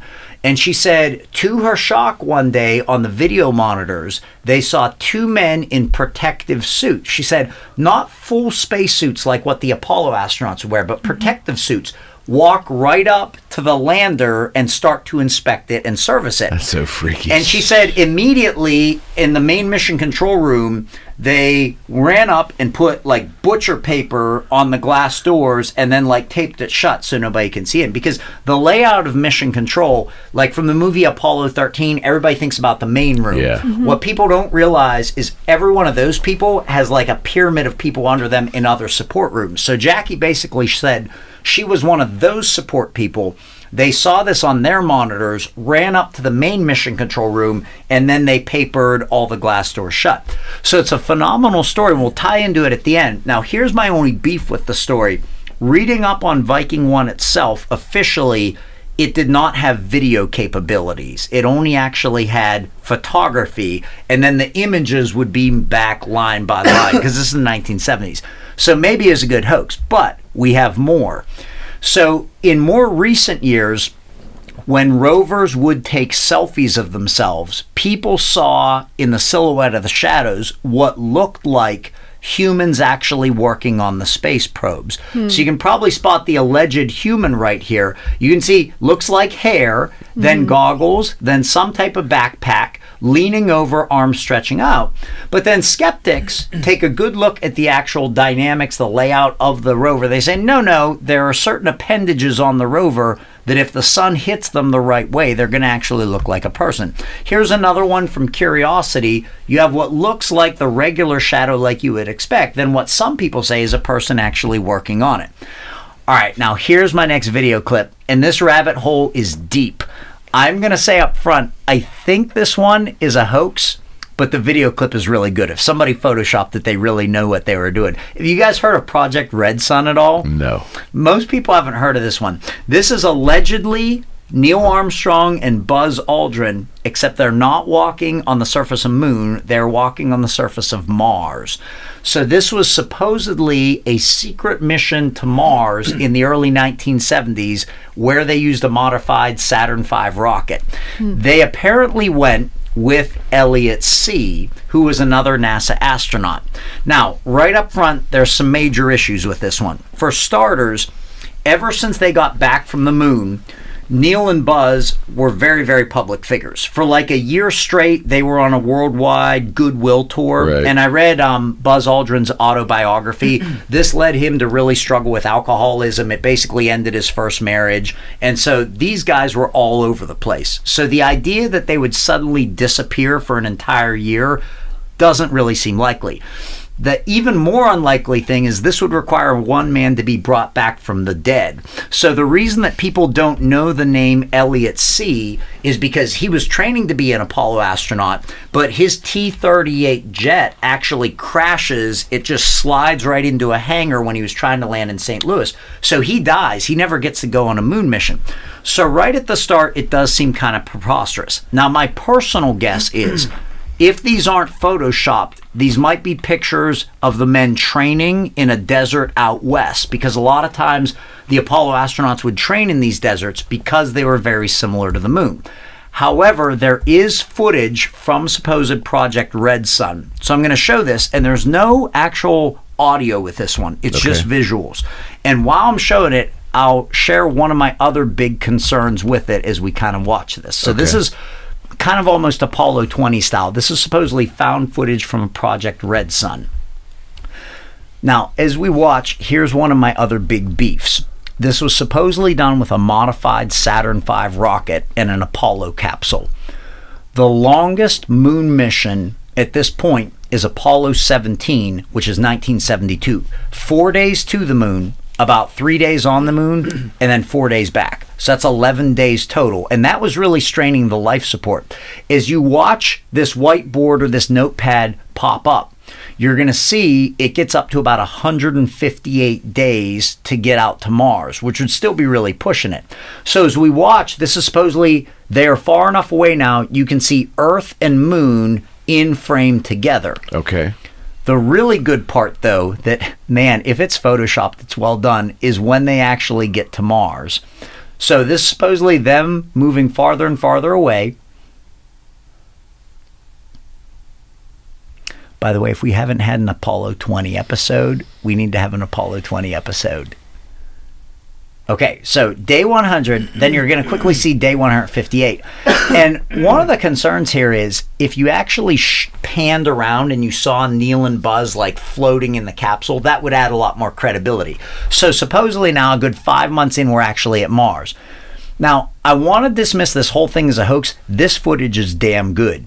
You see Mars through the window, and then you also see a cloud layer rolling over top of Mars. It is consistent with Apollo footage from the early 70s. The other interesting thing is you're going to see the camera go in and out of focus as it tries to focus on the porthole window and then out the window actually on Mars. So I think to myself, if somebody hoaxed it, they probably took space probe footage of Mars and then superimposed this. But I've never seen footage of Mars like this from a space probe. Now, to me, this is the smoking gun that it's probably hoaxed. A Saturn V rocket does not have this extra appendage out here on it. My guess is this was actually footage from the International Space Station over Earth, but then they photoshopped Mars in the background. Back here you can see the biggest canyon in the solar system, the Valley of the Mariner, Valles Marineris. Okay. But damn, it's still really good. Like, it's easier to Photoshop a still image. To actually Photoshop an entire video, to me, would be very, very challenging because you're talking frame about by frame. Yeah, Photoshopping thousands of frames. So overall, there's Mars's northern polar ice cap right there. Overall, I think it was probably hoaxed by taking actual footage from space probes and basically Photoshopping this stuff in. That's a big Photoshop job. The Photoshopping is really, really good. The other issue I have, it would almost be more believable to me if they said that they did it with like black budget technology. Like to take a spaceship that basically has a max of like 11 days life support. Because if you think about it, 5 months out, that's going to be 5 months back. Like this is about a year-long mission or so. So it strains belief, but damn, if they came back. If they, yeah, that's true. Well, I mean, officially they came back because, you know, Neil and Buzz, I mean, Buzz is still alive today. But, I mean, if it's a Photoshop job, it's a damn good one. So, I don't know. What are your thoughts on Project Red Sun? It's creepy. It is creepy, isn't it? It's very creepy. Julie, any thoughts on that one? I feel bad. I feel like we're not hearing from you enough. No, like no, I'm no. talking too much. I mean, like that was supposed to be what in the 1973 officially. Okay, yeah. I just feel like it's sketchy to me only because like it just looks so shitty. Yeah. Welcome to the 70s. Well, and it's hard. I guess like perspective wise, like I don't feel like I have a good eye for like what would have been normal to see. You know what I mean? Right. Like what real footage would have looked like compared to Photoshop. Well, it is remarkably consistent with actual footage from the Apollo missions. Sure, and and I guess that's kind of like. So the idea is basically this is just kind of like this like private mission that happened, and somehow someone got footage from it. But like, I don't know. It's when they mapped the moon. When we flew over the moon, the still cameras were stationary, and then as the spaceship would cross the area of the moon every like second, were they taking a still picture every minute, is that how they did it? Well, and they also had on the Apollo missions, they actually had video cameras inside the capsule, so the astronauts are also holding cameras up to the window. But I mean, like in terms of because I was always told that the entire moon was mapped, even the dark side, at some point in time through additional missions or whatever. A lot of that was done with automated space probes. So even prior to actually landing men on the moon, the U.S. and Soviet Union had enough reconnaissance through automated probes that they had a pretty good idea of what it would be like up close. And so basically how it's done, there's photography, but then also what they'll do is they'll do with radio waves. They'll bounce them down, measure the return time up, and then that's how they wouldn't have probably had to do that. That probably would have been real photography, right? Because there was enough light. I would say so, because there really isn't like a dark side of the moon. There's like a near side and a far side. It's all dark. There you go. So I guess like what I can't like get it out of my head is like, see that like that picture of that camera there? Like I'm picturing like what like camcorders looked like in the 80s, and I'm like imagining someone on a spaceship with like one of those pointed out the little window. Right. Well, that's my point though. Like as a photographer, I will tell you that Leica and Nikon and Canon, but those Leica and Nikon and Hasselblad, your 6x9 format or 6x4 format cameras, going back to the 20s. Even Ansel Adams, who used the large format cameras to do those incredible black and white landscapes of Yosemite and stuff like that. That film technology, with how good those lenses were, even 100 years ago, you could get an unbelievably detailed and crisp image. It doesn't have to be related to technology as we know it. If they had that kind of glass and that kind of camera equipment, the organic nature of how it was built, the clarity could be there. If they, I mean, I think that we don't need modern quote unquote technology as we know it to get clear images. And someone has told me years ago that we've got unbelievably high resolution mapped out landscapes of the moon. They're just not being released to the public, but that's great. That's really good. I mean, I think you could argue, and this is not like defending NASA, but if you look at the time when the Apollo missions are going on, people didn't think they were going to end in the 70s. Right. Like, they basically thought this was going to be a progression of missions. And at the time, if you take the Apollo missions exactly at face value, like, nobody thought that people were going to be questioning the validity of the missions. So nobody thought they would need to take the time to get that detailed photographs. The other issue you have is you guys are totally right about those detailed lenses, but a lot of them need those really big, huge, like zoom type lenses. And I think on each of the Apollo missions they may have had one because of the weight issue. Because of the weight issue of it. That's kind of like what I'm picturing. I'm just picturing like just this kind of like unrealistic sort of like approach to videography to try to get these images. And if something's like secret like that, like I don't know, like I guess I'm wondering like, why was it even allowed to be or is it documented just for the sole purpose of like them to have the documentation for? And there's always a military bent to everything. Well, and like, what was what was the purpose supposed to be? Like, if it wasn't released to the public, like, what was the idea that were they supposed to land there? Are they saying they landed there? You mean for the Mars one, or are we back to the moon? The Red Sun, this one. Supposedly this is them actually landing on Mars and exploring Mars. And interestingly, if we do have an Apollo 20 episode, that allegedly takes place in 1974. So just to give you like the time frame, 72 is the last official Apollo mission on the moon. That's Apollo 17. So crazy thing, it's been almost 50 years since we've officially been on the moon.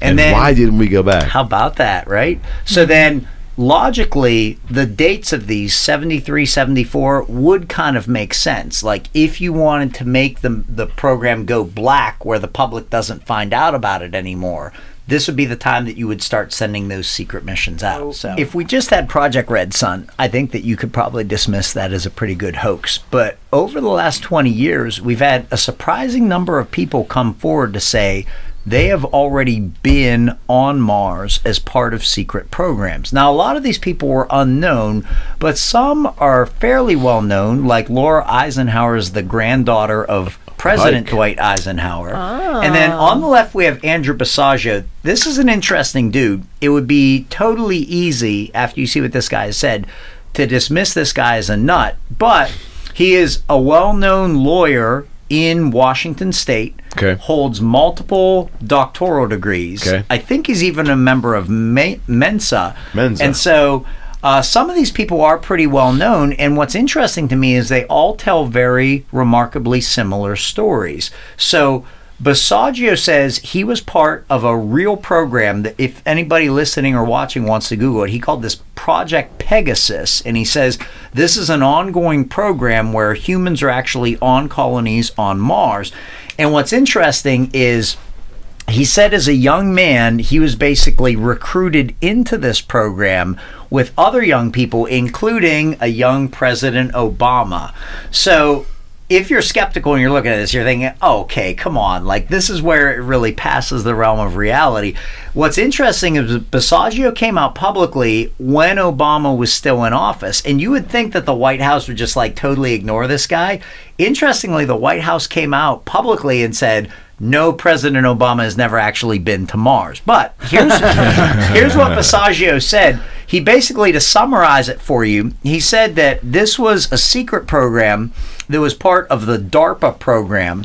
And so DARPA basically recruited these young people who had high psychic abilities or high potential, and they recruited them into Project Pegasus in California. Now, what I always do right away is if somebody noteworthy is involved, since their biography is better known, I cross-check it and see where was this person officially at the time, because that could blow it out of the water right away. Now, without getting political, President Obama's background is a little bit more nebulous than a lot of presidents, but looking up on it, officially at the time... sketchy. A little sketch. He's at California's College of the Siskiyous in 1980 when Basaggio said this is going down, and I mapped it. Where Basaggio said this was taking place at is within driving distance of the College of the Siskiyous. And he said that they didn't actually go on like a Saturn V rocket, but he said, black budget, we already actually have teleportation technology. And he said he and a young Obama and others were taken to a jump room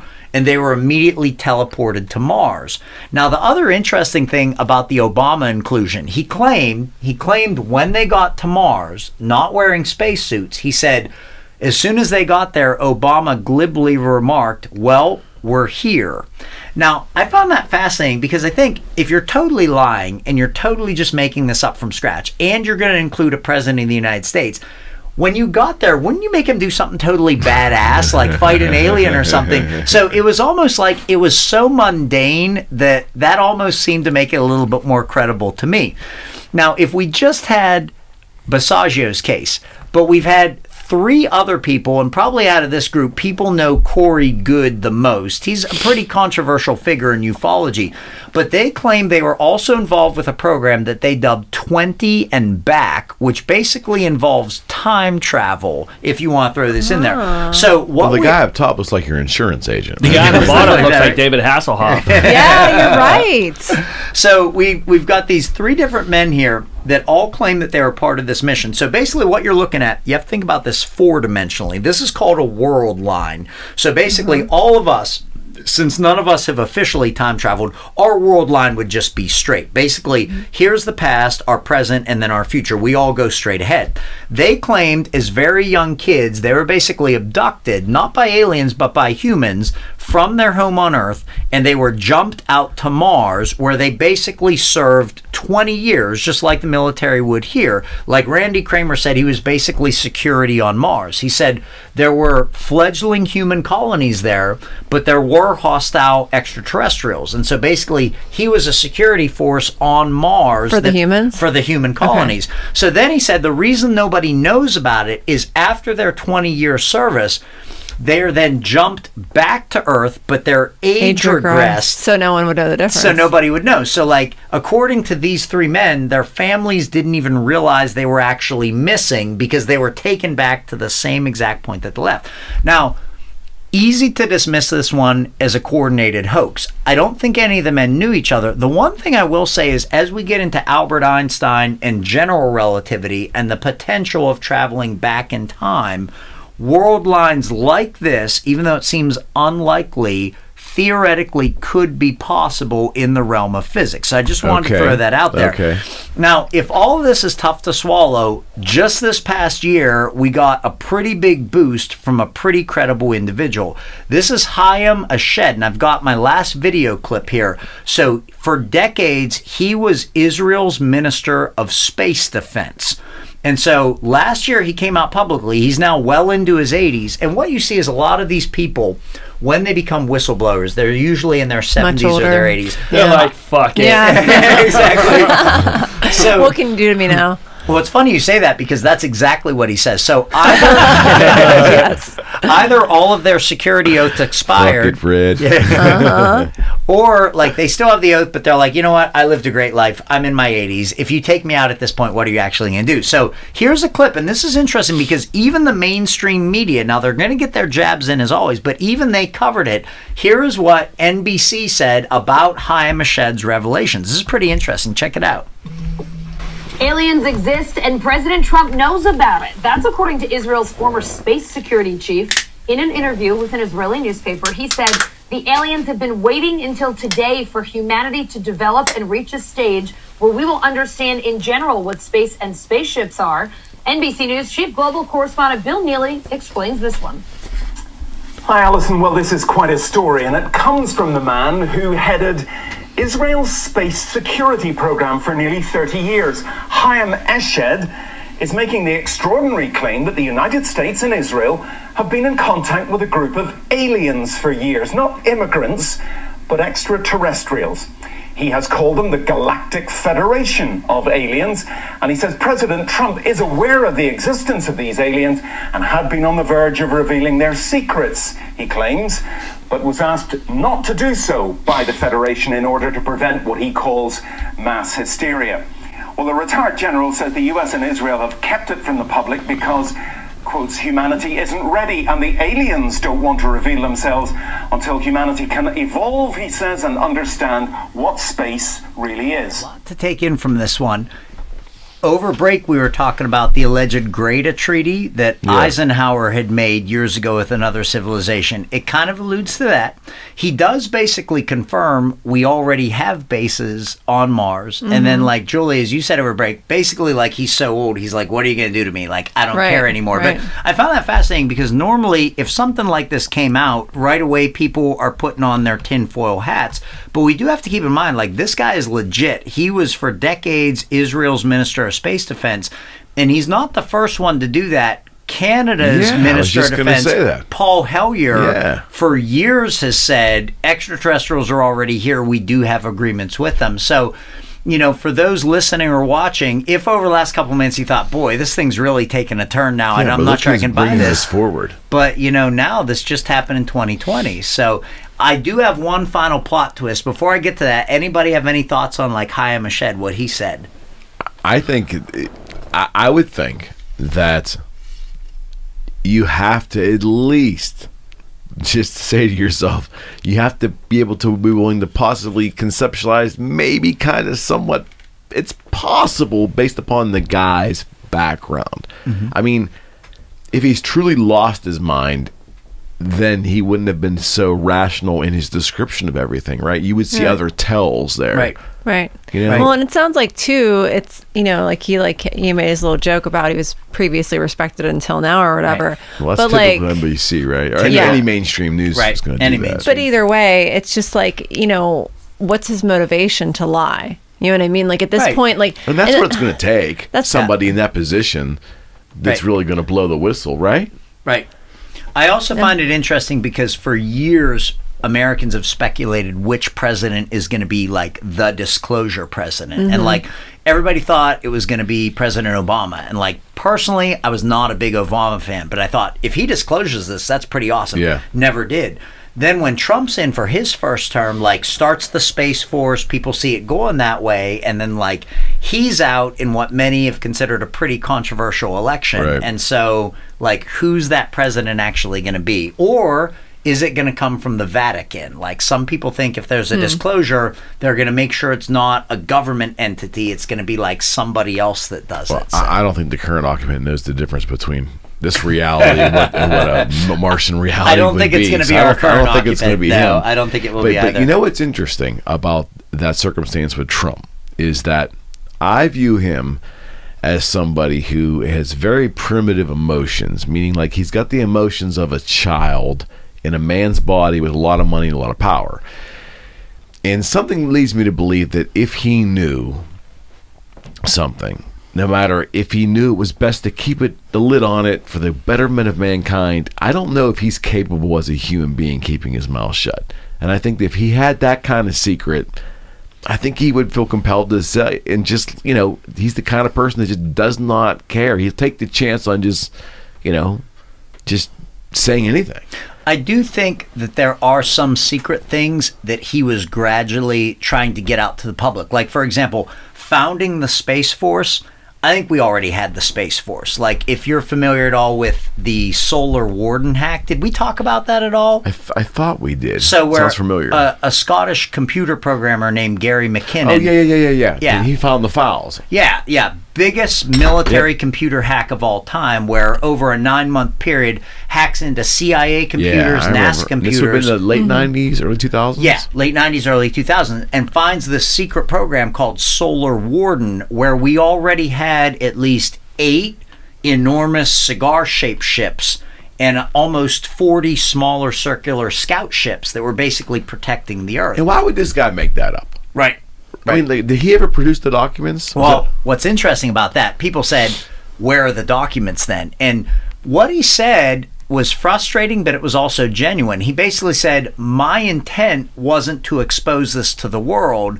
I just wanted to see for myself whether it was real. So I saw these things, made note of them, and kept moving. But like the hack, they arrested him. Well, the hack was genuine because for a couple-year period, the United States threatened to extradite him and bring him here to stand trial. But they didn't end up doing it because they found out if they did it, his defense team could have then basically put U.S. officials on the stand and publicly questioned them about UFOs, which they did not want. So, like, the guy's a free man to this day. But like, bringing it back to Trump, like, me personally, I think he began the Space Force because he probably knew it was already in existence. So, like, this was his way to get that out to the public. So I think the part about the Galactic Federation is interesting because, like, even if you look back in the book of Genesis, they don't just talk about God, like, they basically talk about this ruling body of angels that functions a lot like we would say the United Nations functions today. And, like, a major core component of, like, modern ufology is this group is out there governing, like, the Milky Way or our part of the Milky Way, but humans aren't ready to accept that yet. Okay. Like, we wouldn't be able to handle it. So, like, little by little, they're dropping different pieces. And it's interesting he calls it the Galactic Federation because that's basically right out of Star Trek. And one of the theories is Star Trek was so far ahead of its time because we talked about this in another episode, I know, like extraterrestrials were basically like planting those ideas into Star Trek. So I just thought it was neat that he referred to the Galactic Federation. Can I expose my ignorance? Please. Ufology? Just like the scientific study of UFOs. Gotcha. Yeah. Good question. That's what we do here, man. Yeah, absolutely. So sciencey. I'm new to this shit, so All right. I got some questions. One final plot twist. Are we actually there at all? And this dovetails with what some people question about the Apollo missions. Is there a chance some of the Mars footage that we are told is from Mars is actually shot here on Earth? So what you see on your screen right now, this is a NASA rover test facility on Devon Island, Canada. Okay. Devon Island has a claim to fame. It is the largest uninhabited island on Earth. The only thing that's actually there is this NASA test facility. COVID. So you can't actually go to Devon Island and visit there. Only NASA officials are allowed there. So they own the island. Who owns the island? The Canadian government? Canadian government, but there's a long history of U.S. bases on Canadian soil that we basically have jurisdiction over. Okay. So if you look at the terrain... How's that work? Well, that do they just say, like, okay, you can just... Oh, we're kind of their military, right? So... Well, is that how it works? That happens a lot. Like, for example, the Shag Harbor UFO incident was super famous, where a UFO drops down into the water in front of this whole fishing village in Nova Scotia. Then it goes up the coastline and comes to rest off this base called Government Point, which was a U.S. base on Canadian soil. You see the same thing in 1980 in England with the Rendlesham Forest encounter, where it was a U.S. base, but it was on British soil. And that one was interesting because, like, the UFO encounter is, like, right on the boundary. So it's like you have these two superpowers. That was like just a lighthouse anyways. You know this one well. I know that, so it's that like, story very is well. this our jurisdiction or is this theirs? So basically, to your question is, basically the base itself, the U.S. runs, but then it's like beyond the base is all Canada. Got it. Okay. So what you see here, what's interesting is if you look at the coloration, if you look at the terrain, it does look very similar to what we see on Mars. Now, skeptically, you could say, well, yeah, that's why they put this there so they could test stuff. So let me show you just one picture that some people say is a smoking gun. So in the background is an official picture of Mars from one of the rovers. Mars squirrel. Then zoomed in, you basically see what some people claim is like a lemming or a squirrel. Now, maybe it's just a rock that looks like a lemming, but here's the neat twist. There is a lemming that looks just like that, but it's found at only one place in the world, and that's on Devon Island, Canada. So is there a chance that some of the stuff that we're being told is on Mars is actually basically recorded here? So just the final plot That is twist so in there. horrific, though, if that really is going on. Right? Like, I mean, it's like... But would I guess would the motivation there be, again, like, do we just want to make, just like we talked about with moon stuff, does it just all kind of come back to like us wanting to make ourselves seem like we're like at the head of the race to the rest of the world? Yeah, that's what I mean. Like, it's like, you know, just theatrics so that we can seem like we're making more progress than any other country. Okay, so wouldn't it be interesting if what you just said is really true throughout the entire quote-unquote American space program, meaning that none of anything that we've been shown actually happened because of the Van Halen belt or whatever the reasons are that we just can't go there. We can't do it. I mean, I think the Capricorn 1, you've seen the movie, right? Oh, yeah, right. O.J. Simpson. Right. You know that movie? No. I never saw it, no. No, I'm lost on this one. Yeah, it's like they basically staged in this 1980, 1979, the movie came out that it was staged, that the Apollo mission was staged. And okay. It was... Now, the more positive spin for anybody out there that loves the astronauts, loves the space program, the more positive take is we did go there, but the environment that was actually there was so much different than what we've been led to believe that they had to reshoot the footage on Earth and basically present that to the public. So, like, with the moon landings, the better way to look at it that's not as upsetting is we actually did go there, but the areas we explored were so replete with ancient artifacts, the public couldn't see that, so they shot separate B-reel footage that they put out to the public to hide what was actually there. What do you believe? I think I'm up to I think we did this quickly at our last one.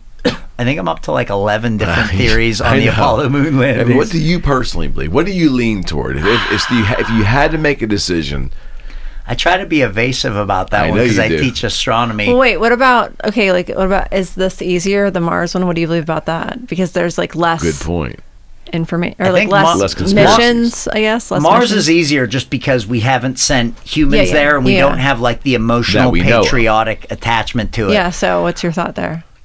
I strongly believe that right now we already have human colonies on the moon and on Mars, and we're starting to explore other star systems. I feel like early 70s and on, we had a major divergence between the public space program and the deep black space program. And I feel like we are pretty far ahead, probably decades to a centuries ahead of what we as the public actually see. Do you think that that's a global thing? Do you think that we are in cohorts or in or in cooperation maybe with other nations, or do you think it's just US? I think you're right. I don't know if I shared this in a previous episode, but one of my favorite Area 51 stories does not involve aliens at all. I think I've read this 2 different places where people claimed they were at Area 51 because they had temporary clearances to be at part of the base. And they said they went into a big room and they said there were literally scientists from all around the world working together on projects. And there were translators in the room to overcome the language barriers. And I always found stories like that fascinating and uplifting because I think, what if most of what we see on the evening news people fighting each other, nations fighting each other? What if a lot of that is an intentional distraction to us? Whereas bigger picture, countries like the United States, like Russia, realize that we are part of just like a much bigger whole, and as humans, the only way we stand a chance is if we work together. So I would say, to your question, Julia, I would say, I think, yes, a lot of nations definitely are already collaborating together, for sure. See, what's really hard to understand, it would be that if your theory is right, that we have bases on the moon and bases on Mars already, and it's been starting and maturing since the 70s, you know, what would be the ultimate purpose that sent us there? Now, would it be an altruistic purpose? Would it be a money purpose? Would it be a global domination purpose? And when I try to work through those, if we're in conjunction with other countries, then really the illusion of our adversarial positions on Earth is just a ruse. Then, if we're working in conjunction with Russia and China to get at a base on secretly and a base on the Mars, there's no way what's going on here is really real. You see how deep it goes? It's like I can't.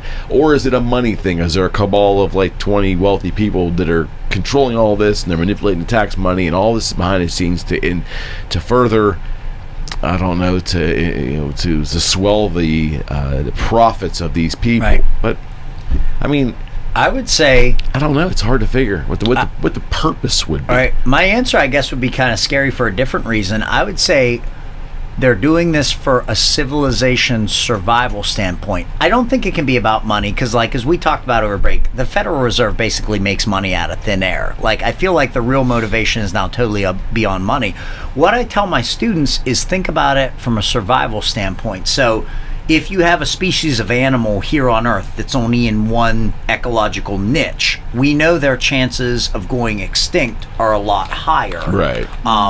So we think that we as humans are safe because like we're all around the Earth, but like as you zoom out from the Earth cosmically, that's really just one niche. Got it. And so if something happens here, like an asteroid strike or nuclear war or runaway global warming, that could be the entire civilization in danger. So if you can branch out to the moon, to Mars, right away, that's essentially an insurance policy. If something goes south at one of these locations, then you've got some of the other ones. Got it. And I'd say long term, you've also got to get out to other star systems, because our sun isn't going to be here forever either. So it's essentially like a race against time. But do you think, okay, so before you finish that thought, you're saying like race against time, like do you think that we are currently operating just in like one timeline?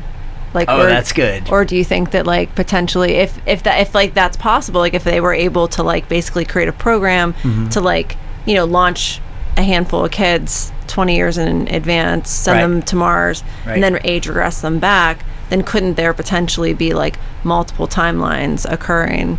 Yes. You know what I mean? And like different projects happening in each of them, sort of, maybe? Yes. And if you are into that stuff, one of the craziest eye-opening books to read is called The Philadelphia Experiment Murder.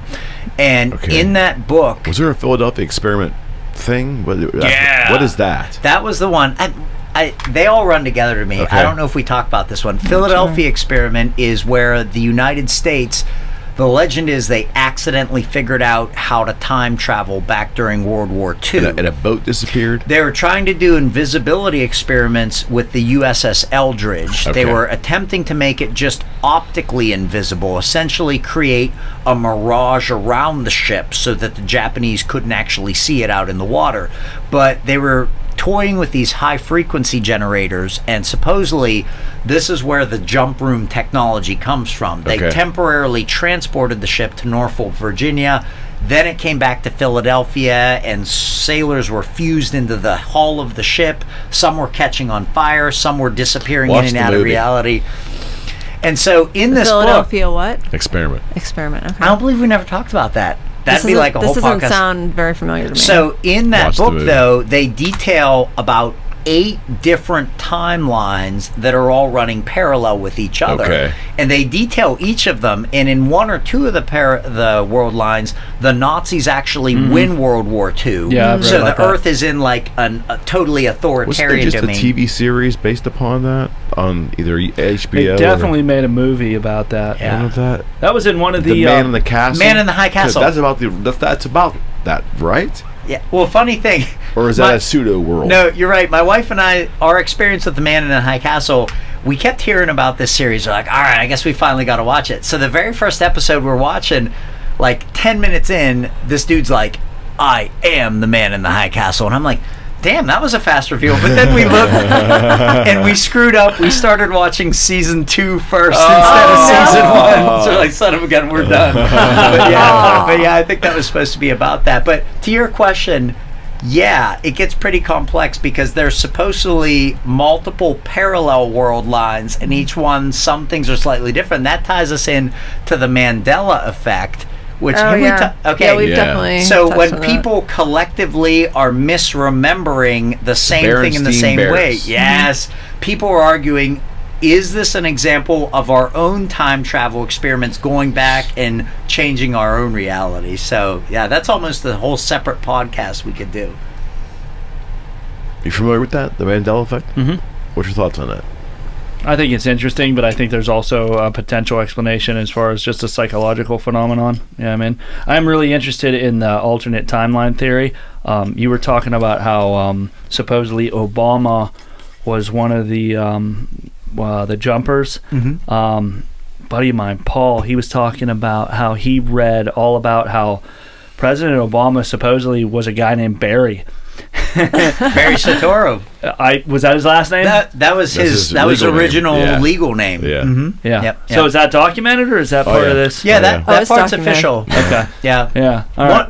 One of the interesting things on Obama, and like I'd read this in one of those like time travel type Barry, books. it just doesn't have the same. It doesn't have the same kick. Not but Barack. they That's Barack. actually knew early on he was going to become president, Right. and so they basically told him that, and he was basically groomed to take that role. But then that gets you into like the whole predestination type thing. Like, can you actually go back in time, tell people what's going to happen, and then it brings up like a chicken or the egg scenario. Like, did Obama only become president because time travelers from the future came back and told him he was going to become gets so president? muddy. It does Yeah. get muddy then, yeah. Yeah, but yeah, basically that he was involved in like a time travel experiment. And I want to say he told me it's centered around them. They kept going back to the Kennedy assassination and they couldn't change anything, but they were able to observe it. And I've read certain theories that for some reason, like, the Kennedy assassination was this pivotal event, like that, like it has to do with the multiple timeline theory. It's just the idea that like it's a nexus point in time, or that That's it great. And that why it that happened. magic bullet kind of thing where they haven't really been able to like identify exactly how it happened because there was Yeah. like multiple timelines kind of like converging on that. That's what I was about to say. That Yeah. that it happened in multiple timelines, Yeah. or that it's significant, like kind of like that it's a nexus point of some sort, and that maybe it happened in all the different timelines, but it had all kind of different historical like significance. Well, it's interesting you bring that up because you basically mentioned the 2 leading theories physicists have for traveling back to the past. And both of these are to basically avoid the so-called grandmother paradox, where you go back in time, you kill your own grandma before she gives birth to your mom or dad who would give birth Yeah. to you. So then I thought it who was killed your grandpa. grandma? What's that? Is it grandmother or grandpa? It's both. I've Okay. heard both. Okay. Yeah. So, but Kennedy Kill 'em both. assassination. You mentioned going No back, chance. Jerry, and like only as an observer. That's the one theory that physicists lean towards is called timescape. So in timescape, you can go back to whenever you want, but you can't actually interact with that time because then that would cause paradoxes that would affect your time. Now, the other possibility is called many worlds. And in many worlds, you can go back and you can change whatever you want. You can stop the umbrella man from signaling, or you can stop the guy dressed as a police officer who fires the kill shot from the grassy knoll fence. But as soon as you do that, to prevent paradoxes, a separate timeline branches off. So we're in the timeline where President Kennedy was assassinated in Dealey Plaza, but then a separate one could branch off where a time traveler from 2021 goes back to stop the assassination of the president. So like those are the two official theories that physicists say would be possible. Other worlds really kind of plays into quantum theory. You know, the Totally. whole idea is that one of the things I learned about quantum theory is the idea that so this action happens, you know, I take and hit into this and it knocks into the light, and that every single possibility that could come from that one action does exist somewhere in the future, and then as things play out, those narrow down until the actual outcome sort of coalesce. But quantum theory is very interesting because it says as soon as that action happens, before that outcome coalesce, all those different possible outcomes do exist in the future. And that's one of my only beefs with many worlds, is because then you have to ask what constitutes an event. Okay. And so I read one of the most interesting books from like a mainstream physicist who writes in a way that we can understand. It's called Time Travel in Einstein's Universe. It's by a physicist named Jim Gott.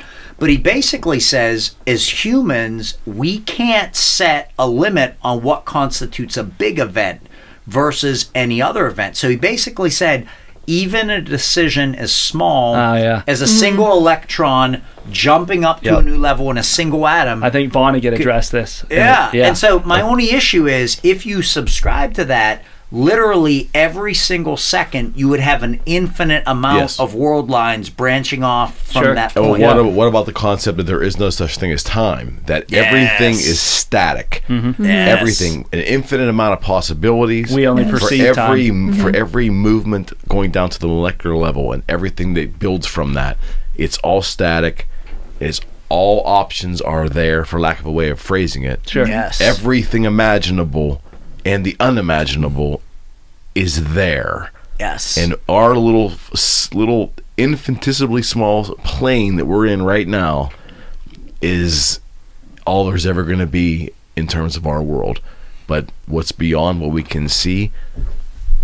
There's a couple rogue physicists right now that are basically arguing that time doesn't exist. That time's basically a human construct so we can measure events. And one of the fascinating things that I found is, when you read about people's near-death experiences, which I think are so amazing, a common theme is people all say it was like everything was happening all at once. And they're like, it's like there was no time. All events were happening at the same time. And I find that fascinating because so many people that have near-death experiences say that same thing, which I think is really interesting. Isn't time just a measuring tool that we came up with? Basically, well, it seems like it would be, especially if you're looking at like someone, you know, potentially like on the precipice of crossing over out of this like physical world, that like time would be very relative to how we exist here, because it, like you said, it's like a measuring tool of like partly how we relate to ourselves, partly how we relate to other people and the world around us. Because like, you know, it would be really hard to like ever get to meet someone if you didn't have a time. You could never say like, I'm gonna be here at this time, like can you be there at the same time? Like we would all just be kind of like, and then if you think about it molecularly, it's kind of the same thing where it's like, you've just got these like molecules bouncing off. If there isn't anything like time to kind of like, I don't want to say constrain, but sort of, you know what I mean? Like some kind of like. Well, what about if everything's already there? Like this will blew my mind when I talked about with time with Dr. Cooper, who was on. One of the theories was that time is static. And, you know, they take that loaf of bread analogy, right? There's just all these slices and we're just kind of moving through it. But what if it doesn't exist and everything is just static, and everything and every possibility and every circumstance and anything that's even imaginable is already there? It's already happening. You just can't see anywhere near all of it. You're just seeing this little sliver of it. Right. That by randomly, all of us are in the same sliver. Right. Right. You know? Yeah. But it's all predetermined and post-determined. It's all been one big whole long tunnel that's static, and we're just kind of like moving through it. But how cool is it that you like get to like make friends and like meet people and all that? You know what I mean? Like I always feel that's like the human experience. So it's the human experience of self.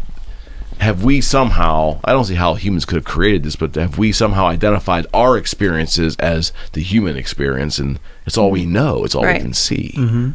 I think one of the alarming subplots of that is if that is actually correct, it almost eliminates our idea of free will. And I think 100%. that would be very alarming to humans if we thought, hey, it seems like you can do whatever you want, but it's basically already been determined for you. Yeah, it's like, but if physically we're aging with the quote unquote passing of what we call time. So how does that fit into the whole thing? Our bodies are aging and deteriorating as this time goes along. Because you think if it would be static, and it's all that ever was is there, and all that ever will be is there, in every possible random way. If we're moving through, how could we, if there's no time, why are we aging? I think it's like manifestations, though, because what we're talking about, like, obviously, I was about to say obviously, but it's not necessarily obvious. I don't necessarily exist in all times at once. I only exist in the times from my birth until my death, unless you believe in like the afterlife and stuff like that. So really what you have, if time is static and everything is happening at once, you have this like manifestation. And a moment is a manifestation of the entire whole in one frame, like you said, the slices of bread. You know what I mean? That's deep. Well, that's good, Jerry. And the thing that breaks my brain is like I remember realizing that it's kind of depressing. We can only perceive 2 dimensions at once, because I was like, why can you take a photo and it looks pretty much exactly like the world around you, even though the photo or the drawing is 2-dimensional and the world is 3-dimensional? And I thought about it. I was like, the only way for me to perceive the 3rd dimension, other than like tactile sense, to prove it is to look around the other side of it like that. And so the only real way to observe the 3rd dimension is through time. To experience it. Is through time, because I see it from this angle and I see it from this angle. That's a good point. But that doesn't happen at the same time. The only way to perceive time is through memory, because in this one moment, the only way that I know any time has passed is because I can think back to 2 seconds ago or 5 years ago. And like, I don't know, like perception itself is tricky, you know, and I think it really, especially when you're drunk, it really is through perception itself, and I'm getting almost philosophical. It really is through perception itself that our worlds are, what we think of as our world is created. Like we were talking about how there's this entire, like what we are able to perceive with our senses is this tiny little snippet of all these different energy spectrums that we're just not able to perceive. Right. And really, I mean, in a certain way, we're sort of interacting with our perceptions a lot more than the world that's actually around us. I can't remember. Oh, I believe that. Can't remember something from earlier, like struck. You said in Einstein's universe, and it really kind of struck like something that I don't know. It's sort of a half-formed thought, but it's the idea that like, it's another quantum theory, is that our perception of the world around us, of the universe, affects the universe. Like there's certain quantum experiments, and the experiment turned out differently based on the question that they had in mind when they performed the experiment. Basically, like the idea that through quantum theory we're learning like pretty much like, rather than the model, like the Newtonian model, what we're learning through quantum theory, or what we think we're learning, because if you look at a science book from 50 years ago, we laugh at it. Like we'll be laughing at what we thought today 50 years from now. So what we believe we're learning through quantum theory is that, my takeaway, and I think it's kind of been spoon-fed to me through people who understood it better than me, like in the documentaries I've read where they break it down for a layperson. Basically, the universe and the actual model is more like akin to Eastern philosophy than the Newtonian A to B model, like the idea that time is linear and what goes up must come down. It's more of like, I've heard it called the holographic universe, and every single little piece of the universe contains the entire whole within it. Yeah, and it's again, I'm not going to go deep on the math or anything, but to my understanding, like take quantum entanglement. Have you heard that before? That theory of quantum entanglement? No. Yes. It's and correct me if I'm wrong. You're probably well more versed than I am. I understand it to be the 2 particles become entangled, regardless of the distance. Once they're entangled, and one happens to one, the reverse happens to the other in direct proportion, the spin, mathematical proportion, and those can be many, many, many miles away from each other. I have read about that. Yeah. It was one of the ways Einstein, even though he led the way for quantum theory, he himself did not like quantum theory at all. He was more of like a traditionalist. Right. That was one of the ways he and his colleagues at Princeton... Spooky action at distance. Podolsky and Rosen tried to disprove it. Yeah. So they basically said if something happens and the particles separate, like you said, one happens to the one, happens to the other. But they basically defeated that by saying no useful information can actually be exchanged from one to the other, basically going against faster than light travel. So I could see both sides of that. But it's amazing that how are they directly entangled though? Well, look at people. Like you talk about, I know Jerry doesn't like the word entanglement with regards to relationships, but prefers entwinement. There's a story there. But no, just kidding. But no, just the idea that like if you think about like people, like especially like regardless, sometimes you can look at it like in terms of like, you know, intimate relationships, because those tend to be the people you're most intimately entwined with.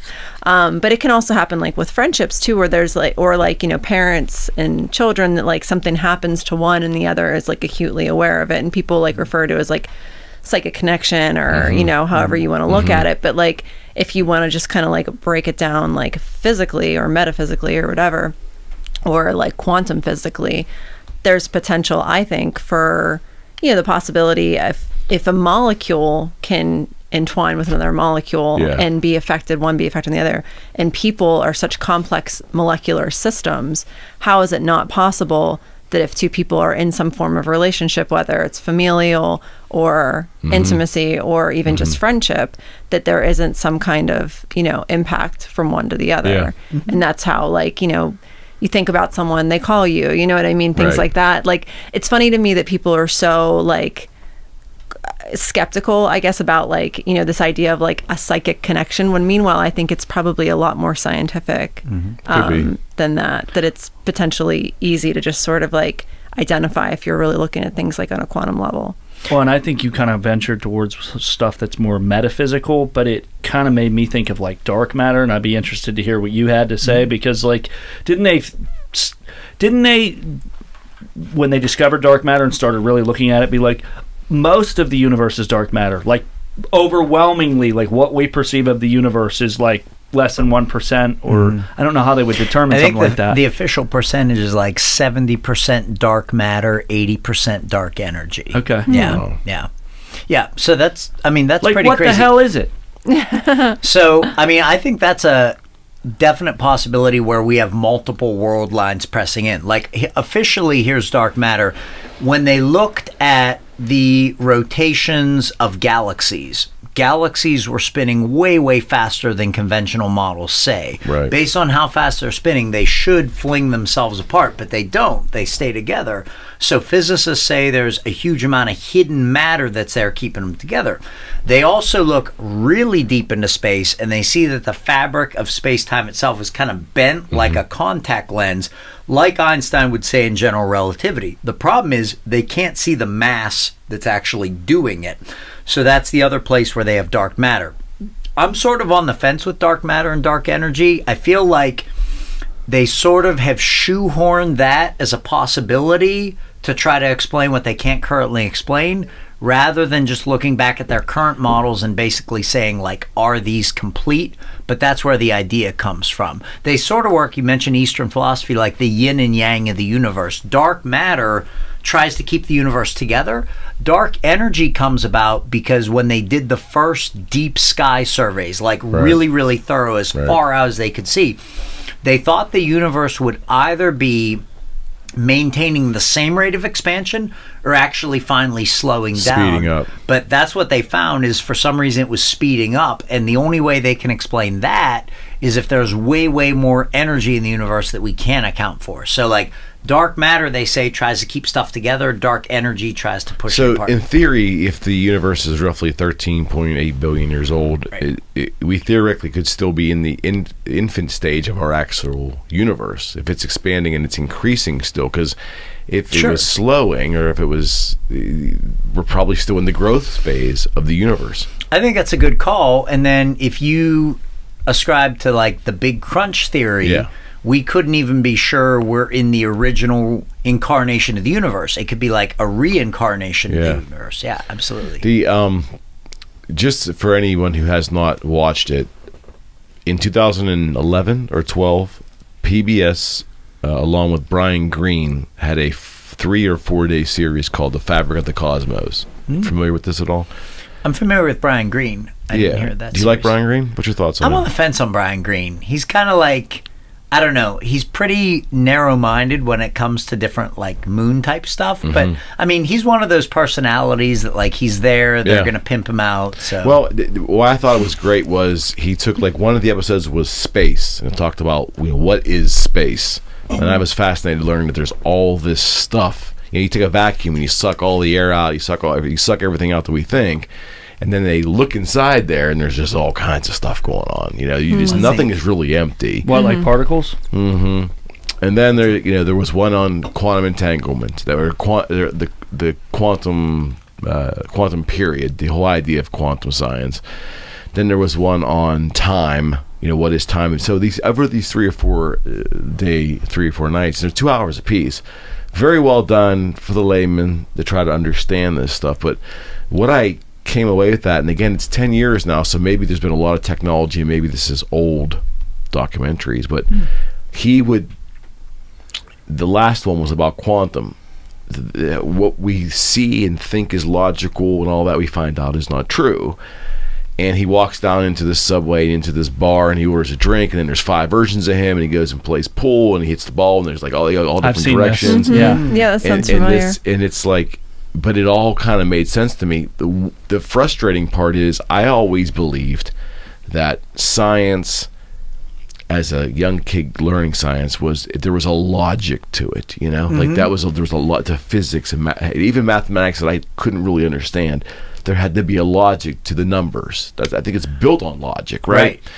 With quantum, correct me if I'm wrong, there's partial logic, but then there's a lot of just craziness that it's almost science fiction stuff. Well, and that's why Einstein was so adamantly opposed to it and basically fell behind, and everybody else kept going with it without him, because at his heart he was a conventionalist. And so a conventional physicist would say, if you understand the laws of physics, you can predict everything that's going to play out in the future. You can see how the universe is going to play out. According to quantum theory, there is like this irreducible level of randomness that no matter how hard you try, there are all these possibilities, and he was never able to reconcile that. So he had big he had a big war in his era, like philosophical war with was it Niels Bohr?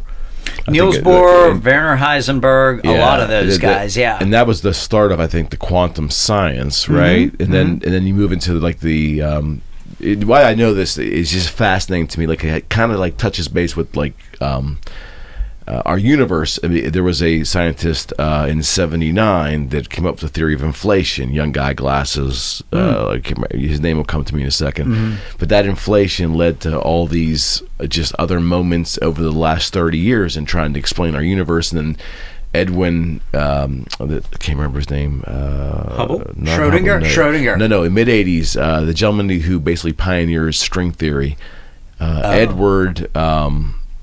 I can't remember his name, but string theory, the idea of these little tiny strings and how they interact, how they interact with each other. And I mean, again, as a layman, it's so hard to wrap your head around it because it's so random and so unpredictable. Yet, what I've been told is that this science, every prediction they've ever tried to make using this science has proven to be correct, and it's responsible for a lot of our technology we have now. So one of the uncomfortable things about that is if you really embrace Edward Witten.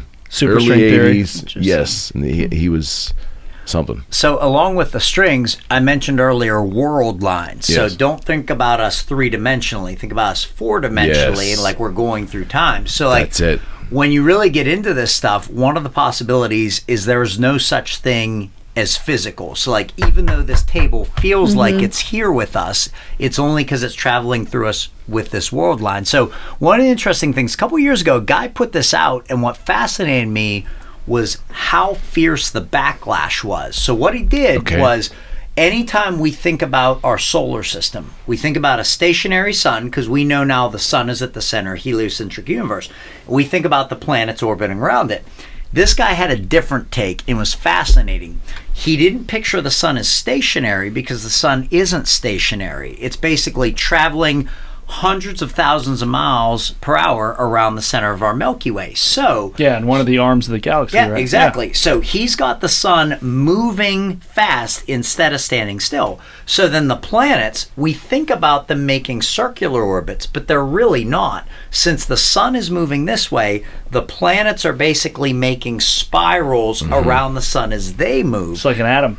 Yeah, like the exactly. sun's dragging them. Yes, and it basically looked like, it was fascinating, as you're watching this, because he did a computer model, it basically looks like a DNA double helix. Doesn't it all make sense? To me, at the did. smallest levels Right. should equal the largest levels that we're aware of. And what was fascinating is if you watched Earth's motion, it basically looked like a wave. And a lot of these quantum guys say everything is waves. Right. And what was fascinating to me Right. is how many people attacked this dude for this model. I mean, fierce. And I would read the critiques, and the critiques weren't good at all. And I thought to myself, this dude's on to something. Like, I'm not comfortable with moving so Yeah, much. yeah, exactly. There has to be one anchor point somewhere. Right. It can't all just be... Right. And that's part of what made Einstein's relativity Right. so impressive, is prior to Einstein, everybody thought there had to be one fixed point out Got there it. against which everything else could be measured. And that's like why it's called relativity. There isn't.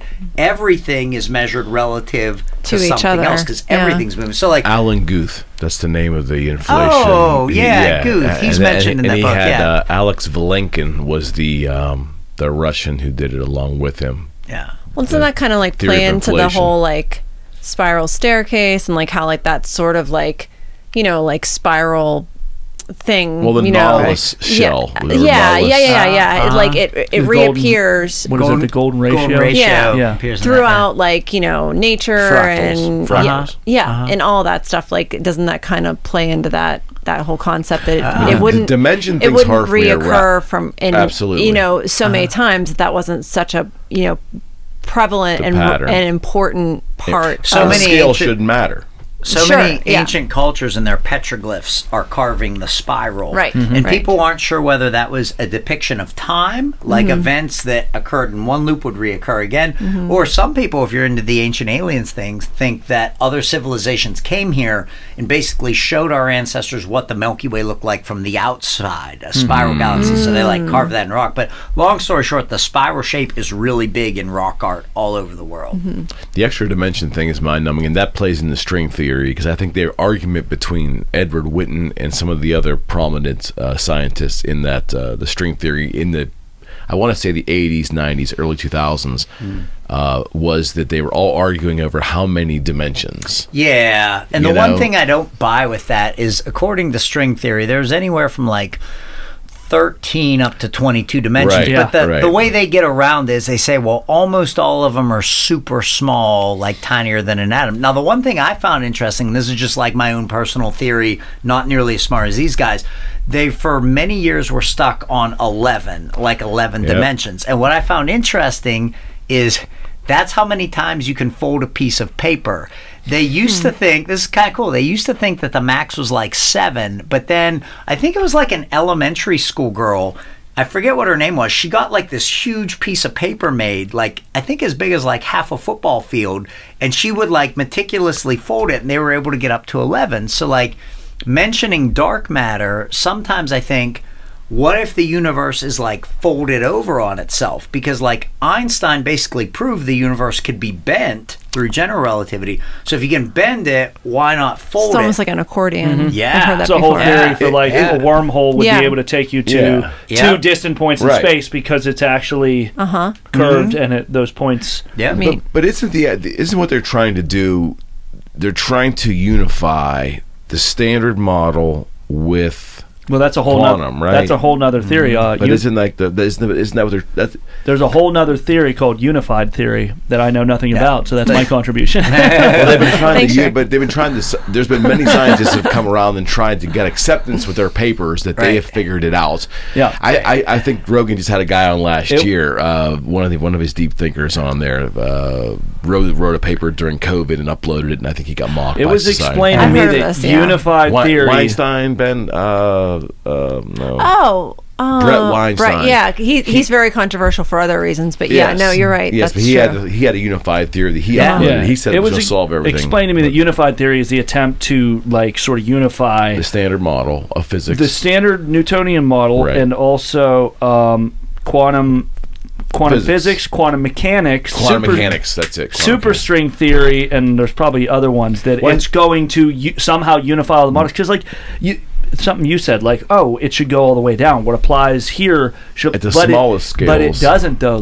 Correct me if I'm wrong, but the rules that apply on the macro, on the subatomic level, they don't apply in astrophysics and stuff like that. Well, correct? not on the quantum level, right? But on the standard model, the physics is the same. Am I right? Mostly, it depends on which force is dominant. So, for example, at the atomic level, electromagnetism is more dominant than gravity. There's 4. On the macro level, gravity's more dominant. Superstring theory, you guys are totally on point with this. The attempt is to unify the 4 fundamental forces. You've got strong nuclear force, which holds atom together. Weak nuclear force, which is radioactive decay, gravity, and electromagnetism. And so the premise is, and I tell my students this, a lot of times we think about science as discovering new things, but sometimes the biggest discoveries are when things that were thought to be different are manifestations of the same thing. So for example, when James Clerk Maxwell, Scottish physicist, came around, people thought that electricity was one thing and magnetism was a totally separate thing. Maxwell's able to figure out it's actually electromagnetism, that a moving electric field makes magnetism. That was a really big deal. So superstring theory, grand unifying theory, the idea is there aren't 4 separate fundamental forces. They're all manifestations of the same universal force, and that's what physicists are trying to get at. Man, that's cool because it's almost like the 4 elements, Earth, fire, air, water. Yeah. Oh yeah. But so help me understand, and we can wrap it up after this. I don't want to keep you guys all night because this could go on until 2 in the morning. Does the quest for unification as the outlier here, is that part of the reason why we have the Hadron Collider? Because we're trying to bust these atoms down and keep breaking a piece off of space, basically, and keep cracking them open, looking for what? Where you can't crack it any further, where you're finding the core? Yes. I mean, what is, and somehow that's going to solve, that's going to somehow provide the data to unify? I mean, it's funny because you always act like, I don't really know this stuff very well. But I know a lot about. I know a lot about bits of it, but I can't always tie it all together. So, Large Hadron Collider, or like CERN in Switzerland, the premise is supposed to be you break it down small enough that you get even beyond the level of quarks, which make up atoms. So the Higgs boson was smaller than a quark? I think it was a type of quark. They're up to, I've seen quark diagrams, and this is like stretching my abilities. Well, didn't it get crazy when they said they found the particle. They found the Higgs boson, but then they found like 17 more. Like all of a sudden, boom, it's another plethora. I don't want to believe anymore. I don't. And now they want to build another one. I know. But isn't that how like scientific like discoveries kind of go? A lot of times, is like someone's like working on something, and they kind of like have a breakthrough, and then it kind of like opens like 15 more doors down the road, kind of. And plus, they're discovering particles, right? But you alluded to the wave particle duality theory, you know, and it just, we keep coming back to like, what is like the ultimate answer? A photon is both a particle and a wave, and it only depends on whether you're measuring it or not. No, if you're staring at it, that was the blind split experiment, or double split experiment. You did like a whole paper on that in high school, didn't you? And that was done. Well, Dr. Cooper just told me that was done in the 1800s. And it's not just the photon, like,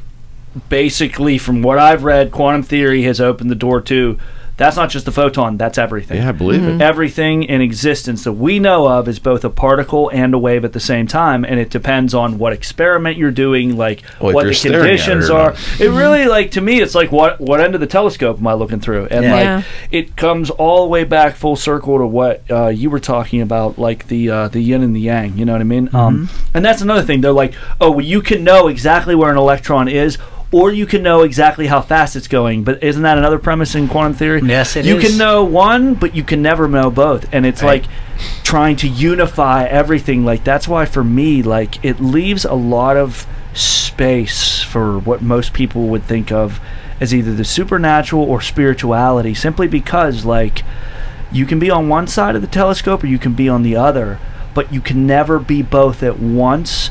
And it's kind of like, I don't know, like we've talked about multiple world theory and all this other stuff, like, I don't know, like, it really comes back to this idea that I don't think it's from the Bible, but it's from like I think it might have been something King Solomon had, is that there's the two pillars, faith and reason, you know, and as much as we can know, the world is infinitely large and it's infinitely small, so like you can never know everything, because as soon as you know everything from this angle, you stumble on what were you just saying, then they find this particle, and by the way, there's 17 other one of those, you know what I mean? Like, you can never know everything. So isn't that great? It is great. I think that's great. But I think there's another, like, intuitive knowledge, whether it's instinct or whether it's being in touch with our higher selves or maybe all our other selves and all the other worlds. Like, there's something that, I'm not saying it's completely unscientific, but it's not able to be rationally ascertained, and yet it's every bit as much a crucial fundamental part of our existence. And I think it drives strictly rational people crazy, like Einstein, because of course. There's always this reliance on the other thing that I can't know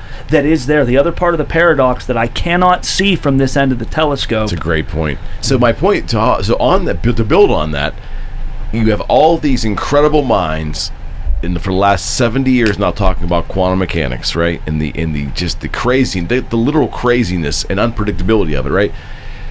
But then how could any religion or spirituality be poo-pooed by these same people, because you're proving it through your science of quantum mechanics that there's all this unpredictability. Right. That's no different to the average person on the street than believing that a man came down and was killed at age 33 and died for your sins. I mean, there isn't that much far of a stretch when you can't, because neither one of them are quote unquote provable by rational thought.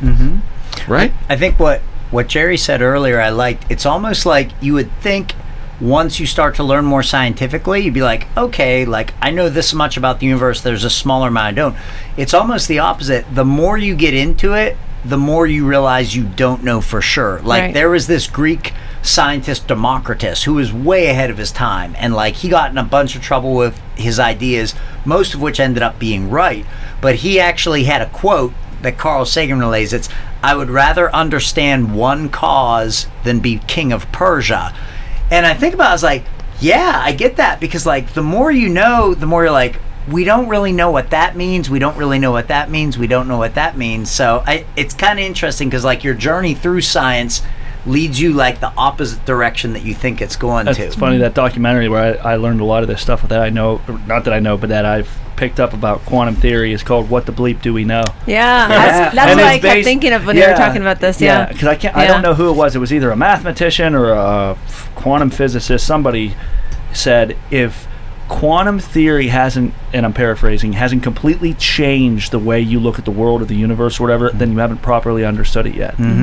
Right. Well, yeah, I think you can properly understand it. It's hard for even a average Joe in the street to even grasp what they're referring to. And then, to your point, I think you're straight on, because it's interesting, a number of religious concepts and spirituality concepts, physicists are basically coming around to that from the other direction, but like, they have to come about it the socially acceptable way, so they're coming like through the quantum angle, but it basically leads to the same direction that like a lot of religions have been going. So like, I think the potential is exciting, because you could truly have for the first time in history, an actual real synthesis between science and mysticism, spirituality. Yeah. It was like I said, the two pillars, faith and reason. Because maybe in reality they're just not that far apart. Yeah. Maybe quantum is the doorway that's trying to bridge the two, at least for our understanding. Yeah, and I keep coming back to, you cannot take one and view it through the same lens of the other. You know what I mean? Like you're either on the far end of the telescope or you're on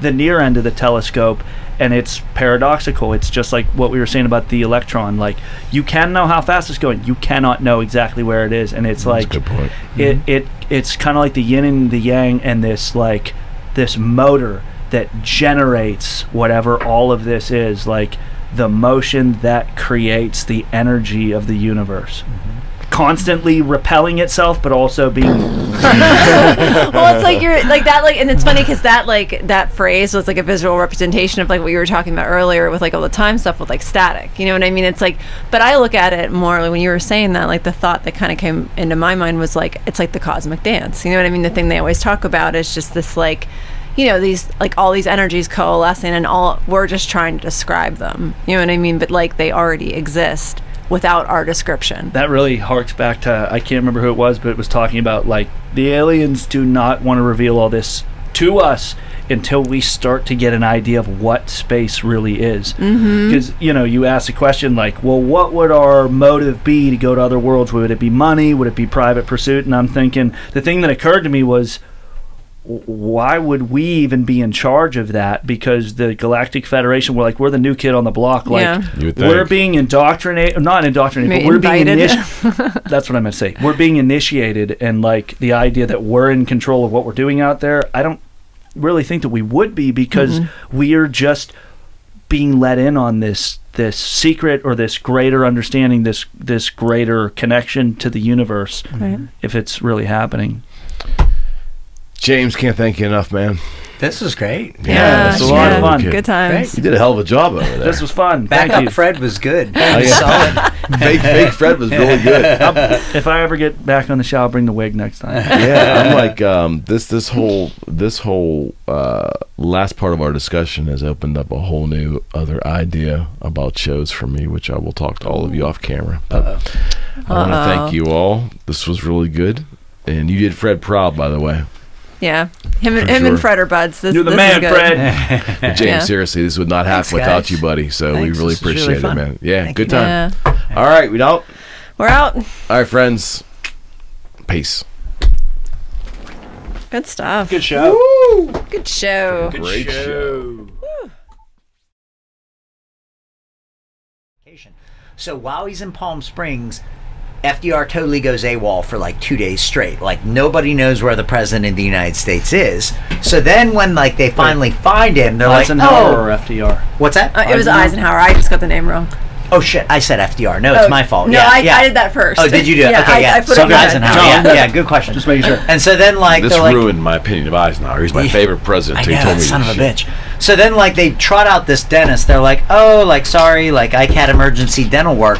But a number of guys over the years are like, no, like, I was security at Holloman Air Force Base. They took him there, and it's like less than 2 hours away from Palm Springs. And they said, like, these two flying saucers come in, one lands, the other one stays in, like, sentry duty. That's and horrifying, Ike and two man. other representatives go on board. That's horrifying. And they, like, end up signing this treaty. But, like, if that's actually real, you could see right there why the government would keep all this stuff secret. Because, like, could you imagine the outrage if, like, they found out that, like, they had actually, like, made a treaty with another civilization against the will of Americans? That'd be crazy. Or without our knowledge, at least. For sure. Yeah. Yeah. It was apparently like a bad treaty too. Like, we got technology. Because wasn't it like that we had to let them give us so many people, or we had to give up so many people? We would look the other way when they like abducted people, but it wasn't going to be too many. But then but then they started like the technology was garbage, and like the U.S. was shocked because they were taking like way more people than they had were like supposed to be taking. Yeah, this is the worst people deal in history. Yeah, exactly. It's the worst intergalactic. This is the worst intergalactic treaty in the history. Maybe ever. Trump was to review it today. Oh my God. Your take on Atlantis, does that play into like the Great Cataclysm and Lemuria and stuff? Oh like my that? gosh, absolutely. Right Like on. I actually have a separate. I have an Atlantis one, then I have a Planet X Nibiru one. That's like Wormwood. Yeah, exactly, right? Yeah. Jerry actually, when we were doing the episode that had that in it, I was like, I'm supposed to be doing some research on this, and he's like, look at the wormwood, and I was like, the what? He's like, you gotta look up the wormwood. I was like, oh my gosh, it's in the Bible. Yeah, you should. I was like, you should be doing the show and not me. That was like really crinkly early on. I know. It was like the worst possible time too. It was like the first video he played. He's trying to annoy you. I'm like really fascinated by Ike, but man, he makes some leaps. You know what I mean? Yeah. Like when he goes through like what was it? It was Children of the Matrix. It was. I think I read most of that one. I got through most of it, and him like making the parallels with human history and just him analyzing it is so interesting. I just feel like he makes certain leaps. You know what I mean? Like who wrote that one? David Icke. Oh, okay. I was still thinking of Reptilians. Eisenhower. Okay. Icky. Yeah. Is it Icky or Ike? I've heard both ways. I thought you meant Dwight Eisenhower. Yeah. Okay. Well, we were talking about him, so it's the transition. I guess. Somebody gave me his book, The Greatest Secret, and it's all about like the reptilian takeover. Yeah. Most of them are like that. The font is like 8-point font, and it's like a 500-page book, and I'm just like, it's awesome, but I'm like exhausted reading through it. Yeah, and I'm like sketchy on the whole reptilian thing. Like I think it's interesting and stuff like that, but like one of the things I really connected with is like his concept that 10,000 years ago, human civilization did not start. That's when it restarted, and that's supposedly when the Great Cataclysm happened. When I guess there was Atlantis and also Lemuria, and it's a theory that there was like that the alien civilizations got into a war. Mm-hmm. That there were more than one represented here, and that's when a great war happened on Earth, and it like pretty much it was like the Great Reset, and everything restarted from the Indus River Valley. And what we look at as the birth, like the dawn of human civilization, was like the reset, like after. Amen. I'm all about that. Yeah. Because like in one of my presentations, I have all these artifacts that have been found dating back literally like billions of years. Like just one example in Cretaceous age rock, they found what's called the London artifact. It's a hammer that's like in rock from the dinosaur time, and so the hammer itself has to be at least 65 million years old, and the iron the hammer is made of is so pure that like 70 years ago a team of scientists got permission to cut a little piece off. The surface where they cut it has never rusted in like 70 years. So like somehow we have iron even purer than what we can make today, found in a hammer that's 63 million years older than like the earliest humans. The man wielding this hammer apparently rode a dinosaur. Right, exactly. Exactly. Yeah. So I totally agree. I think we've been reset here like a number of times, and every time we just kind of arrogantly assume that like we're the peak of civilization. I call it like the saw blade model. Like I think we go up, get knocked down, go up, knocked down, and like this just keeps happening over and over. Yeah. Sure. Well, then when we've like kind of like delved into like the whole like idea of like parallel like time universes, like you know what I mean? Like parallel dimensions and time happening at the same time, it makes that whole theory like even more complex, because it's like, well, simultaneously you could have, you know, a civilization basically existing in a different parallel universe, perhaps in this time, perhaps in a different dimension, like perhaps in a spiritual dimension. Makes whatever. my head work. It's funny you say that, because like one of the things I read in one of the Atlantis books is like the reason we can't find it or Lemuria is it is basically a parallel timeline to ours. Yeah. So like we have, it's there, we just can't see it. Right, It's we have a different. memory of it, but it's not like on our physical plane. Well, and then wait, crazy. wasn't like the treaty with Ike, wasn't there like one race of like aliens that were like gonna offer spiritual gifts and like things like that, but we declined that one, and we wanted like the technology and like warfare or whatever. So wait, let me guess, spiritual gifts, that was supposedly the Nordic race or whatever? Yeah. Right, because they're supposed to be all enlightened. And which is funny too, because like when you look at like contactees from the 50s and 60s, like those are the ones that they described. It was like very peaceful, everything like that. So like you kind of think, well, maybe that civilization got fed up, left, and into this power vacuum came like the Greys. But then the tricky thing is like when some abductees go through like regression hypnosis, they describe the grays in the foreground, but then in the background, like they pick up that like the Nordics are standing back there. So like when we talk about my adult class, I was like, we have to be careful not to like oversimplify it. Like these are the bad guys, these are the good guys. It could be like way more complex than that. It's crazy. Yeah, Ike talks about how supposedly the Greys were like a hybrid that was created in order to like serve the reptilians and basically help them manipulate like what's happening here on Earth.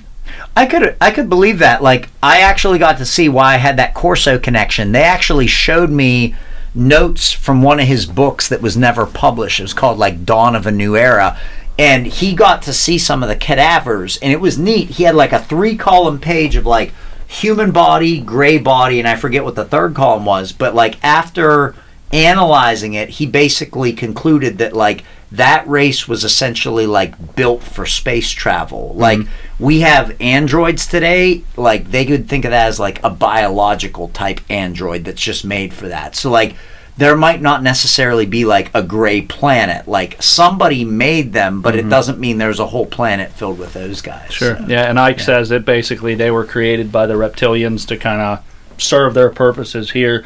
What he says is interesting, but like it's very deep, like stereotypical conspiracy theory stuff. You know what I mean? Like the child sacrifice and all the evil shit that goes on, like with the 13 families. And basically, his thing is it all revolves around the reptilians, and like he draws those parallels, like you were saying, the ancient artifacts that have been found, like how there's like this reptilian style, like the dragons in ancient Eastern cultures. You know what I mean? Basically, like he looks at all these different cultures, the way that they talk about how why do all these different cultures have the same like mythic stories, like the same story arcs exist in all these different ancient religions. You know what I mean? Yeah. It's same thing with him, as he's like, you see this reptilian, like dragon, like half reptile, half like human type race in a lot of ancient like hieroglyphics and stuff like that. And basically his theory is like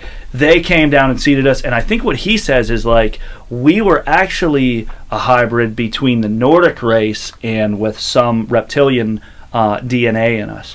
Yeah, because if you look at the human brain, you have what they call the reptile brain. Yeah. Like our brain, In the our brain, core is a right. reptile brain, and that's almost like there's a second brain that's added on to that. And like I think maybe his argument is like that's part of the reason we have so many problems in the world today is the reptile brain is very much primitive, basic survival, fight or flight, where then you have this like mammalian brain like sculpted over top of that, and that's where you get like the higher end things. So, like we as a species are always in conflict with the two brains. That's a lot of psychology like revolves around that too. You know what I mean? Just that's true. Yeah. What you said is essentially exactly his argument. Children of the Matrix starts out, and he's basically saying like, what is the Matrix? Like, how could this thing be manipulating us, this force be manipulating us and controlling us, and at the same time feeding off us? Because he's big with like power nexuses, like the what are they called, the meridians, the natural meridians in the earth.